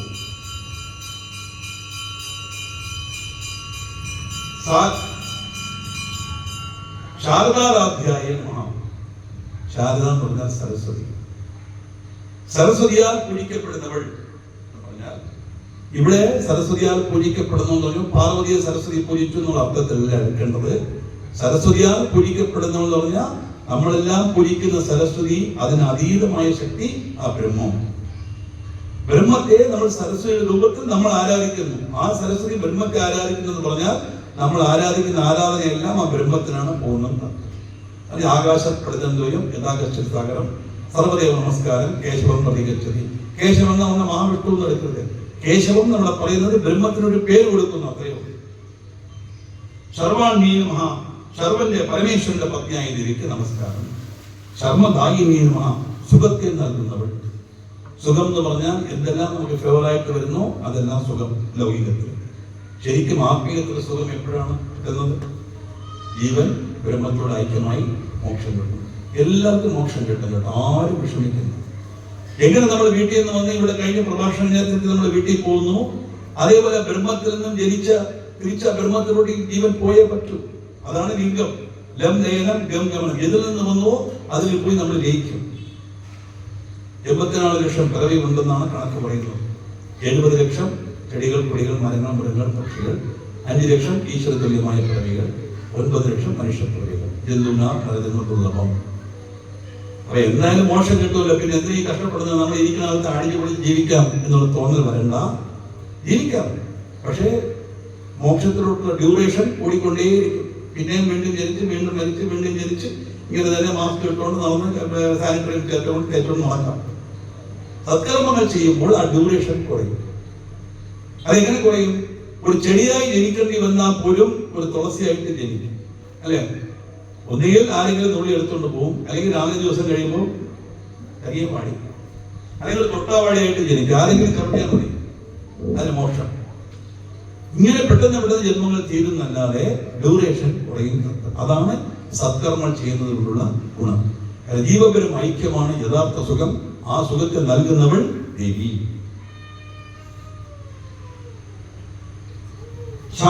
ശർമ്മദായിനീ നമഃ. ശാങ്കര്യേ നമഃ. ശങ്കരപത്നി. ശങ്കരി എന്ന് പറയുന്നത് ശാങ്കരി. ശങ്കരൻ എന്ന് പറഞ്ഞാൽ സന്തോഷത്തെ കൊടുക്കുന്നവൾ. എല്ലാം നോക്കും, നാമേ ചെയ്യുന്നവൾ, സന്തോഷത്തെ കൊടുക്കുന്നവൾ. ഇങ്ങനെ ദേവിയെ പറഞ്ഞിട്ടുണ്ടെന്നല്ലാതെ ദേഷ്യപ്പെടുന്നവൾ, ഉപദ്രവിക്കുന്നവൾ എന്നൊന്നും ഒരു പദവും പറഞ്ഞിട്ടില്ല. നമ്മൾ അറിയാതെയാണ് ദേവി ഉപദ്രവിക്കുന്നു പറയുമ്പോൾ ദേവിക്ക് കണ്ണില്ല. കണ്ണില്ലേ? ലോകം മുഴുവൻ കണ്ണാണ്. ദേവിക്ക് കണ്ണെല്ലാം ഉണ്ട്. ഒരാളെ ഉപദ്രവിക്കുകയോ ഒരാളെ ഉപദ്രവിക്കാതിരിക്കുകയോ ഇതൊന്നും ദേവിയുടെ ഇതിലുള്ളതല്ല, ഡിക്ഷണറിയിലുള്ളതല്ല. നമുക്ക് എന്തെല്ലാം നന്മയായിട്ട് വരുന്നു അതെല്ലാം പുണ്യത്തിന്റെ ഫലം, എന്തെല്ലാം നമുക്ക് അൺഫേവറായിട്ട് വരുന്നു അതെല്ലാം പാപത്തിന്റെ ഫലം. നമ്മൾ ചെയ്തത് നമുക്ക് കിട്ടുന്നു. What we sow we reap. ഇത്രയേ ഉള്ളൂ. ആരും പറഞ്ഞിട്ട് കാര്യമൊന്നുമില്ല. അപ്പൊ ഈ ആരാധന ചെയ്യുന്നത് കൊണ്ട് എന്ത് ഗുണം? പാപത്തെ നശിപ്പിക്കുന്നവർ എന്ന് പറഞ്ഞാൽ പാപത്തെ എങ്ങനെ നശിപ്പിക്കും? അനുഭവിച്ചെത്തി വേണം. ഹിന്ദുമതത്തിൽ മാത്രം സോറി എക്സ്ക്യൂസ് മീ എന്ന് പറഞ്ഞു കഴിഞ്ഞാൽ ഈ 5 ലിറ്റർ വടി നിന്ന് അവിടെ ഒരു വിലയില്ല. തെറ്റ് ചെയ്താൽ ശിക്ഷ അനുഭവിക്കണം, യാതൊരു സംശയമില്ല. അപ്പൊ ഈ പുണ്യകർമ്മങ്ങൾ ചെയ്യുന്നത് കൊണ്ട് ഈ ചെയ്യുന്ന തെറ്റുകളുടെ ആ കാഠിന്യം കുറയും, അത് അനുഭവിക്കാനുള്ള ശേഷി നമുക്ക് കിട്ടും. ഈ പെയിൻ കില്ലർ ഡോക്ടർ തരുന്നില്ലേ, ശരിക്കും പെയിൻ അവിടെ ഉണ്ട്, നമ്മളത് ഫീൽ ചെയ്യുന്നില്ല, അത്രയേ ഉള്ളൂ. ആ ഫീൽ ഇല്ലാതാക്കുന്നതാണ് പെയിൻ കില്ലർ. അതാണ് പുണ്യകർമ്മം. പാപത്തിന് ഫലം അനുഭവിക്കുമ്പോൾ അതിനെ നേരിടാനുള്ള ശക്തി, സാമ്പത്തികമായ ശക്തി, ശാരീരികമായ ശക്തി, മാനസികമായ ശക്തി, ഇതെല്ലാം ഈ പുണ്യകർമ്മങ്ങളുണ്ട് നമുക്ക് കിട്ടും. താല്പര്യം അതാണ് ദേവി ആരാധന നമുക്ക് കിട്ടുന്നത്. ശ്രീദേവിയെ നമഃ. ഐശ്വര്യം നൽകുന്നവൾ ദേവി. ഐശ്വര്യം പല പറഞ്ഞായിരുന്നു ഓർമ്മയും. സാധ്വൈ നമഃ. പതിവ്രതയായ ദേവിക്ക് നമസ്കാരം. പതിവ്രത എന്ന് പറഞ്ഞാൽ ഭർത്താവിനല്ലാതെ ആരെ മനസ്സുകൊണ്ടും വിചാരിക്കാത്തവളെന്ന് മാത്രം അർത്ഥമല്ല, ഭർത്തൃ ശുശ്രൂഷ ചെയ്യുന്നവൾ, അതാണ്. ശിവപുരാണത്തിൽ ഒരു കഥയുണ്ട്, വളരെ വലിയ സബ്ജക്റ്റാണ്. അതൊക്കെ ശിവപുരാണം വായിക്കുമ്പോൾ മനസ്സിലാവും പതിവ്രതം എന്നുള്ള വാക്കിന് അർത്ഥം എന്താണെന്നുള്ളത്. പതിയെ വ്രതമായി കൊണ്ടുപോകും, പതി ശുശ്രൂഷ ചെയ്യണം. പതിയുടെ കൂടെ ഇരുന്ന് എല്ലാം അനുഭവിച്ച് അവനെ ശുശ്രൂഷിച്ചാൽ മാത്രമേ പതിവ്രത എന്നാവുള്ളൂ. ഇവിടെ എന്താണ്? പതിയാകുന്ന പരമേശ്വരനെ വ്രതമായി കൊണ്ടവൾ ദേവി. അതുകൊണ്ട് അവിടെ സാധ്വൈ നമഃ. ശരത്ചന്ദ്രൻ നിപാനനായ്മ. ശരത്കാലത്തെ പൂർണ്ണചന്ദ്രനമായി പ്രകാശിക്കുന്ന മുഖത്തോട് കൂടിയവൾ. ശരത്കാല പൂർണ്ണചന്ദ്രൻ നല്ല പ്രകാശിക്കുന്ന, അതേപോലെ പ്രകാശിക്കുന്ന മുഖത്തോട് കൂടിയവൾ. ശാദോദര്യ നമഃ. മെലിഞ്ഞ അരക്കെട്ടോട് കൂടിയവൾ. അത് ലക്ഷണശാസ്ത്രം അനുസരിച്ച് വരുന്ന സ്വരൂപം. ശാന്തിമത്യേ നമഃ. ശാന്തി സ്വരൂപിയാണ്, അത്യധികം ക്ഷമാശീലയാണ് ദേവി. അതുകൊണ്ടാണ് നമ്മൾ ഞാൻ നേരത്തെ പറഞ്ഞാൽ പന്നനാരായണെന്ന് പറഞ്ഞാൽ കേട്ടോണ്ടിരിക്കും. മഹിഷാസുരമർദ്ദന സ്തോത്രം പാടുമ്പോൾ ഭഗവതി ഹേശിതി കണ്ട കുടുംബിനി ഇങ്ങനെയല്ലേ വിട്ടത് കേട്ടിരിക്കുന്നു. നിങ്ങൾ ഒരു സെക്കൻഡ് നിർത്തിയിട്ട് മനസ്സിൽ ആലോചിച്ച് നോക്കും. കണ്ട കുടുംബിനി എന്ന് പറഞ്ഞാൽ അർത്ഥം എന്താ? കണ്ടവന്റെയൊക്കെ കുടുംബിനിയാണോ? അല്ലേ? അങ്ങനെയല്ലേ എൻ്റെ അർത്ഥം? സദാശിവ കുടുംബിനിയാണ്. ആ ദേവിയൊക്കെ കണ്ട കുടുംബിനി എങ്ങനെ പാടുന്നു? അത് പ്രാസം. എന്തുകൊണ്ട് പ്രാസം വരില്ല? ഭഗവതി ഹേ ശിതി കണ്ട കുടുംബിനി ഭൂരി കുടുംബിനി ഭൂരി കൃതേ. പ്രാസം വന്നില്ലേ? ശിതി കണ്ട കുടുംബിനി എന്ന് പറഞ്ഞു. ഹേ ഭഗവതി, ഹേ ശിതി കണ്ട കുടുംബിനി, ഹേ രമ്യകപർദ്ദിനി ശൈലസുതേ ജയ ജയ ജയ, നിനക്ക് ജയമുണ്ടാകട്ടെ. ഇങ്ങനെയാണ് ആ പാട്ട് എഴുതിയവരും ശരിക്കും പാടേണ്ടവരും പാടേണ്ടതെന്നല്ലാതെ അത് പറഞ്ഞു വന്നപ്പോൾ ഇങ്ങനെ ഇർക്കാട് പോലും കേട്ട് അർത്ഥമൊന്നും അറിയാതെ പറഞ്ഞു വരുന്നതാണ്. ശിതി കണ്ട കുടുംബിനിയാണ്, കണ്ട കുടുംബിനിയല്ല. എന്തിനാ ഈ പറയുന്നത് വെച്ചാൽ അങ്ങനെ പാടിയാലും അങ്ങനെ പറയുന്നവരെയും അനുഗ്രഹിക്കുന്നവളാണ് ദേവി. കാരണം എന്താ? അമ്മേന്ന് വിളിച്ചു കഴിഞ്ഞു, ഞാൻ ഫസ്റ്റ് ഇന്നലെ പറഞ്ഞു ശ്രീമാതാ എന്ന് വിളിച്ചു കഴിഞ്ഞു, മുൻകൂർ ജാമ്യം എടുത്തു കഴിഞ്ഞു, ഇനി ഒന്നും ചെയ്യാൻ പറ്റൂല, എല്ലാം സഹിച്ചോളൂ. ഈ ക്ഷമാശീലമാണ് ദേവിയുടെ സ്വരൂപം എന്ന് പറഞ്ഞാൽ ആരെല്ലാം ദേവിയെ ആരാധിക്കുന്നുവോ, ആരെല്ലാം ലളിത സഹസ്രനാമം ചൊല്ലുന്നുവോ, ആരെല്ലാം ദേവി ഭക്തനാണെന്ന് മനസ്സിൽ വിചാരിക്കുന്നുവോ അവർക്ക് ഈ ശാന്തിയും ക്ഷമയും ഉണ്ടാകണം. ഉണ്ടാകും എങ്കിലേ ആരാധന പൂർത്തിയാവുകയുള്ളൂ. ശാന്തിമത്യേ നമഃ. നിരാധാരായ നമഃ. ആധാരമില്ലാത്തവൾ. ആധാരമുണ്ടെങ്കിൽ തനിക്ക് മീതെ ഒരു ശക്തി ഉണ്ടെന്നായിപ്പോ. അപ്പൊ അവിടെ ദ്വൈതഭാവം വരും. ഇവിടെ അദ്വൈതമാണല്ലോ ഹിന്ദു മതത്തിന്റെ. ഒരു ശക്തിയല്ലേ ഉള്ളൂ. ആ ശക്തി എന്തിനാ ആധാരം സപ്പോർട്ട്. അതിലെ നമുക്ക് ആധാരം എടുത്തുകൊണ്ട് പോകാന്ന് പറയുന്നില്ലേ? വീട് എന്റേതാണെന്നുള്ളതിന്റെ സപ്പോർട്ട് ഡോക്യുമെന്റ് ആണ് ആധാരം. അതിനാണ് ആധാരം എന്ന വാക്കിനർത്ഥം. ദേവിക്ക് ആധാരം ഇല്ല എന്ന് പറഞ്ഞാൽ എല്ലാ ആധാരത്തിനും എല്ലാത്തിനും ആധാരമായിരിക്കുന്നവൾ ദേവി. ദേവിക്ക് ആധാരം എന്ന് പറഞ്ഞാൽ ഒന്നേ ഇല്ല. കാരണം ദേവി എന്നുള്ളത് ബ്രഹ്മം, അത് ഒന്നേ ഉള്ളൂ. അതിന് ആധാരമായിട്ട് ഒന്നുണ്ടെങ്കിൽ അവിടെ രണ്ടെന്നുള്ള ഭാവം വരും. അത് പാടില്ല. അതാണ് നിരാധാരായ നിരഞ്ജനായ നമഃ. കളങ്കമില്ലാത്തവൾ ദേവിക്ക് നമസ്കാരം. അഞ്ജനത്തിന് നിറം കറുപ്പ്. അഞ്ജന കൺമഷി, നിറം കറുപ്പ് അല്ലേ? ഇവിടെ അവിദ്യാബന്ധമില്ലാത്തവൾ എന്നാണ് അർത്ഥം. അവിദ്യാബന്ധം എന്ന് പറഞ്ഞാൽ മായയ്ക്ക് ഉള്ളിൽ ഉള്ള ആ വസ്തുക്കളെയാണ് അവിദ്യ എന്ന് പറയുന്നത്. നമ്മളെല്ലാം ശരിക്കും അവിദ്യയാണ് നമ്മൾ പ്രാക്ടീസ് ചെയ്യുന്നത് അല്ലേ? ഈ ലോകമാണ് സത്യം, ഇതാണത്. എന്ന് ഞാൻ ഇങ്ങനെ ഇരിക്കും, എൻ്റെ കാറ്, എൻ്റെ വീട്, എന്നെ അവളിങ്ങനെ പറഞ്ഞല്ലോ, ആരാരെ പറയാം? ഞാൻ ആരാ ചോദിച്ചാൽ അവിടെ എല്ലാം പോയി. ആരും ആരെയും ഒന്നും പറയാൻ സാധിക്കില്ല. അത് തന്നെയാണ് പറയുന്നത്. നീ വിചാരിച്ചൊന്നും ആരെയും കൊല്ലാൻ പറ്റൂല അർജുന. നിനക്ക് കൊല്ലാനുള്ള കഴിവില്ല. നീ അങ്ങനെ വിചാരിക്കുകയും ചെയ്യരുത്. നീ യുദ്ധം ചെയ്യുന്ന ആ ശരീരത്തെയാണ്, അധർമ്മം ചെയ്യുന്ന ശരീരത്തെയാണ് നീ ഇല്ലാതാക്കുന്നത്, ആത്മാവിനെ അല്ല. അങ്ങനെ പറയുമ്പോൾ എന്നെ അവൾ പറഞ്ഞു എന്നുള്ളത് പറയേണ്ട കാര്യമില്ല. ആ ചിന്തയൊക്കെ വരാൻ സമയമെടുക്കും, ഉടനെ ഒന്നും വരില്ല. എങ്കിലും മനസ്സിലാക്കാൻ വേണ്ടി പറഞ്ഞതേ ഉള്ളൂ. അതുകൊണ്ട് ഇവിടെ കളങ്കമില്ലാത്തവൾ ദേവി എന്ന് പറഞ്ഞാൽ ദേവിയെ ആരാധിക്കുന്ന നമുക്ക് എന്തെല്ലാം ദേവിക്ക് ഇല്ല എന്ന് പറയുന്നുവോ അതൊന്നും ദേവിയെ ആരാധിക്കുന്ന നമുക്കും ഉണ്ടാകാൻ പാടില്ല. എന്തെല്ലാം അവിടെ ഉണ്ടെന്ന് പറയുന്നു അതൊക്കെ നമുക്കും വേണം. ക്ഷമയോട് കൂടിയവൾ ദേവി, നമുക്ക് ക്ഷമാശീലം വരണം. കളങ്കമില്ലാത്തവൾ ദേവി, നമ്മുടെ മനസ്സിൽ കളങ്കം ഉണ്ടാകാൻ പാടില്ല എന്നർത്ഥം. ഇത് നമ്മുടെ മനസ്സിനെ നല്ല വഴിക്ക് നയിക്കാൻ വേണ്ടിയിട്ടുള്ളതാണ് ഇതെല്ലാം. അല്ലാതെ വെറുതെ ചുമ്മാ അർത്ഥം ചെയ്യാൻ വേണ്ടിയുള്ള പര്യായ പദങ്ങളല്ല ഈ സഹസ്രനാമം എന്നുള്ളത് നമ്മൾ ബേസിക് ആയിട്ട് മനസ്സിലാക്കണം.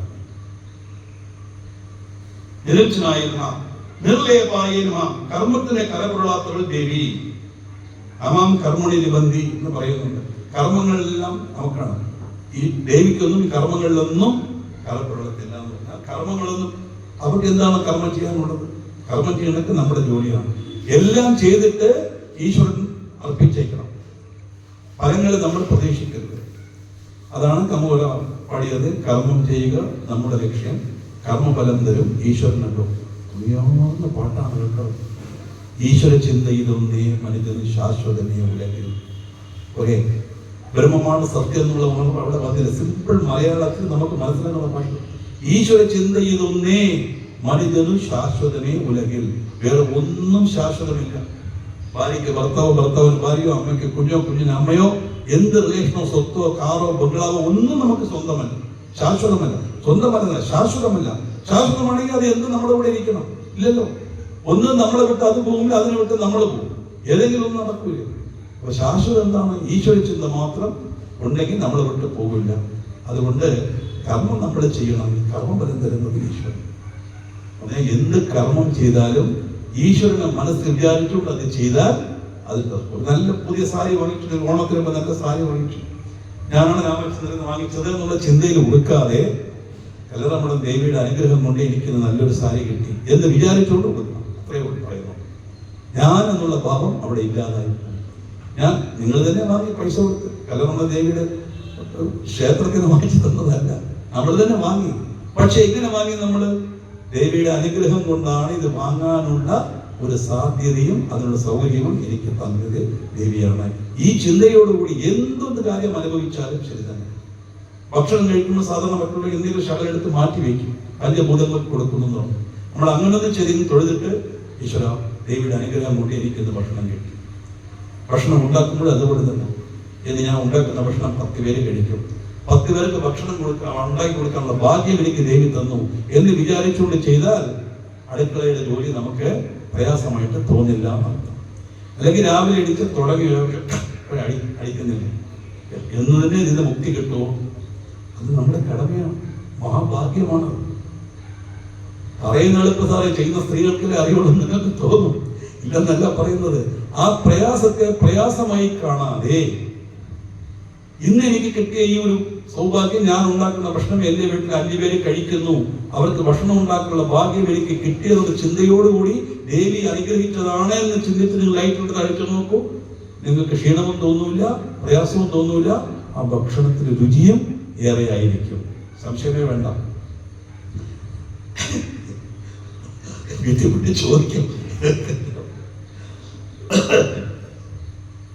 അപ്പോ അതിർലേവായ നമ, കർമ്മത്തിലെ ഉൾക്കൊള്ളാത്തവൾ, വിദ്യായ നമ എന്നുമുള്ളവൾ, നിരാകാരായ നമ, രൂപമില്ലാത്തവൾ. കണ്ടോ? രൂപമില്ലാത്തവളോ? കാണുന്നുണ്ടല്ലോ വിഗ്രഹം. കാലി കാമാക്ഷി എന്ന് പറഞ്ഞാൽ എങ്ങനെ ഇരിക്കും? മധുര മീനാക്ഷി എങ്ങനെ ഇരിക്കും? നമ്മൾ കാണുന്നില്ലേ? രൂപമില്ലാത്തവൾ എങ്ങനെ പറയും? ഈ കാലി കാമാക്ഷി, മധുര മീനാക്ഷി, കാശി വിശാലാക്ഷി എല്ലാം നമ്മുടെ ദേവി. ആറ്റുകാൽ ദേവി, ചക്രവർത്തി ദേവി, കരിക്കൻ ദേവി, ഇതെല്ലാം നമുക്ക് ആരാധിക്കാനായിട്ടുള്ള ശബ്ദബ്രഹ്മം, സഗുണബ്രഹ്മം. ശബ്ദം എന്ന് പറഞ്ഞാൽ കല്ലറമടം ദേവി, ഇത് ശബ്ദം. ആ കല്ലറമടം ദേവി എന്ന് പറഞ്ഞാൽ നമ്മൾ കാണുന്ന വിഗ്രഹം, അത് രൂപം. ഈ നാമരൂപമുള്ളതെല്ലാം ആരാധിക്കാനായിട്ടുള്ളത് ബ്രഹ്മം അതിന് നാമവുമില്ല രൂപവുമില്ല എന്നർത്ഥം. അതുകൊണ്ട് നിരാകാരായ നമഃ, ആകാരമില്ലാത്തവൾ. നിരാകുലായ നമഃ, ഖേദമോ ക്ഷോഭമോ ഇല്ലാത്തവൾ ദേവിക്ക്. ആകുലത എന്ന് പറഞ്ഞ ദുഃഖം. ദേവിക്ക് എന്ത് ദുഃഖം അല്ലെ? നമ്മളെല്ലാം മാസ്ക് ഇട്ടുകൊണ്ട് വന്നു, പൂജാരിയൊക്കെ മാസ്ക് ഇട്ടു. പക്ഷെ ഒരു ക്ഷേത്രത്തിലും വിഗ്രഹത്തിന് മാസ്ക് ഒന്നും ഇട്ടില്ല. ഇട്ടോ? ആരെങ്കിലും കണ്ടിട്ടുണ്ടോ? ഞാൻ കണ്ടിട്ടില്ല. ദുഃഖവും കാര്യങ്ങളും ഇല്ല എന്ന് പറഞ്ഞു കഴിഞ്ഞാൽ എന്താണ് അർത്ഥം എന്ന് ചോദിച്ചാൽ, ദേവിയുടെ ഭക്തി കാണിച്ച് ദേവി ഭക്തയാണ് ഞാൻ എന്ന ചിന്ത മനുഷ്യന് വന്നാൽ അവന്റെ മനസ്സിൽ ദുഃഖങ്ങൾ ഉണ്ടാകാൻ പാടില്ല. ദുഃഖം വന്നാൽ എന്ത് ചെയ്യണം സാർ? ആരാണ് കാരണം? ഞാൻ തന്നെയാണ് അതിന് കാരണം. എന്റെ പാപം എനിക്ക് കിട്ടി, സന്തോഷം അനുഭവിച്ചിട്ട് 100 രൂപ കടം വാങ്ങി 10 രൂപ കൊടുത്താൽ 90 കൊടുത്താൽ പോരെ? അടുത്ത മാസം 10 കൊടുത്താൽ 80 കൊടുത്താൽ പോരെ? ഇൻസ്റ്റാൾമെന്റ് കുറഞ്ഞു വരുന്നല്ലോ. ഈ കഷ്ടങ്ങളെല്ലാം നമ്മുടെ പാപത്തിനെ കുറച്ചു കൊണ്ടുവരികയാണ്. ഇതാണ് കാര്യം.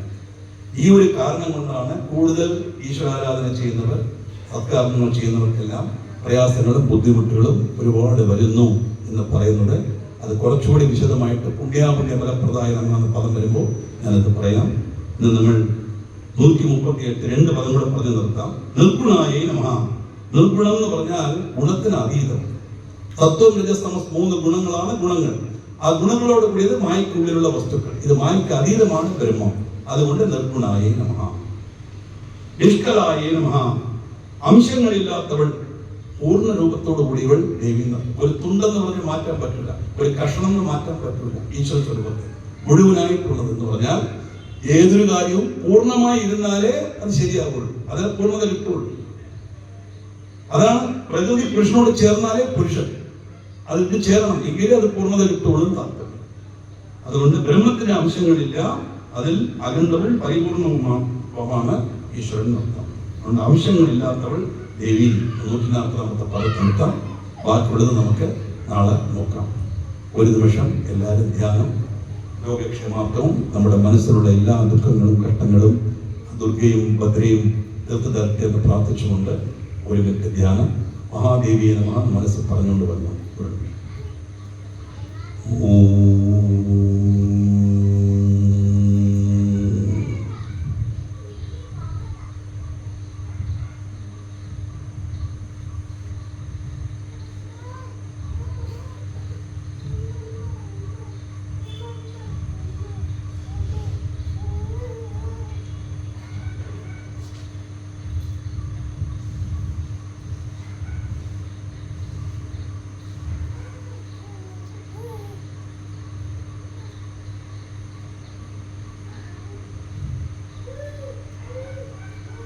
ഓം ശ്രീ മഹാദേവ്യേ നമഃ.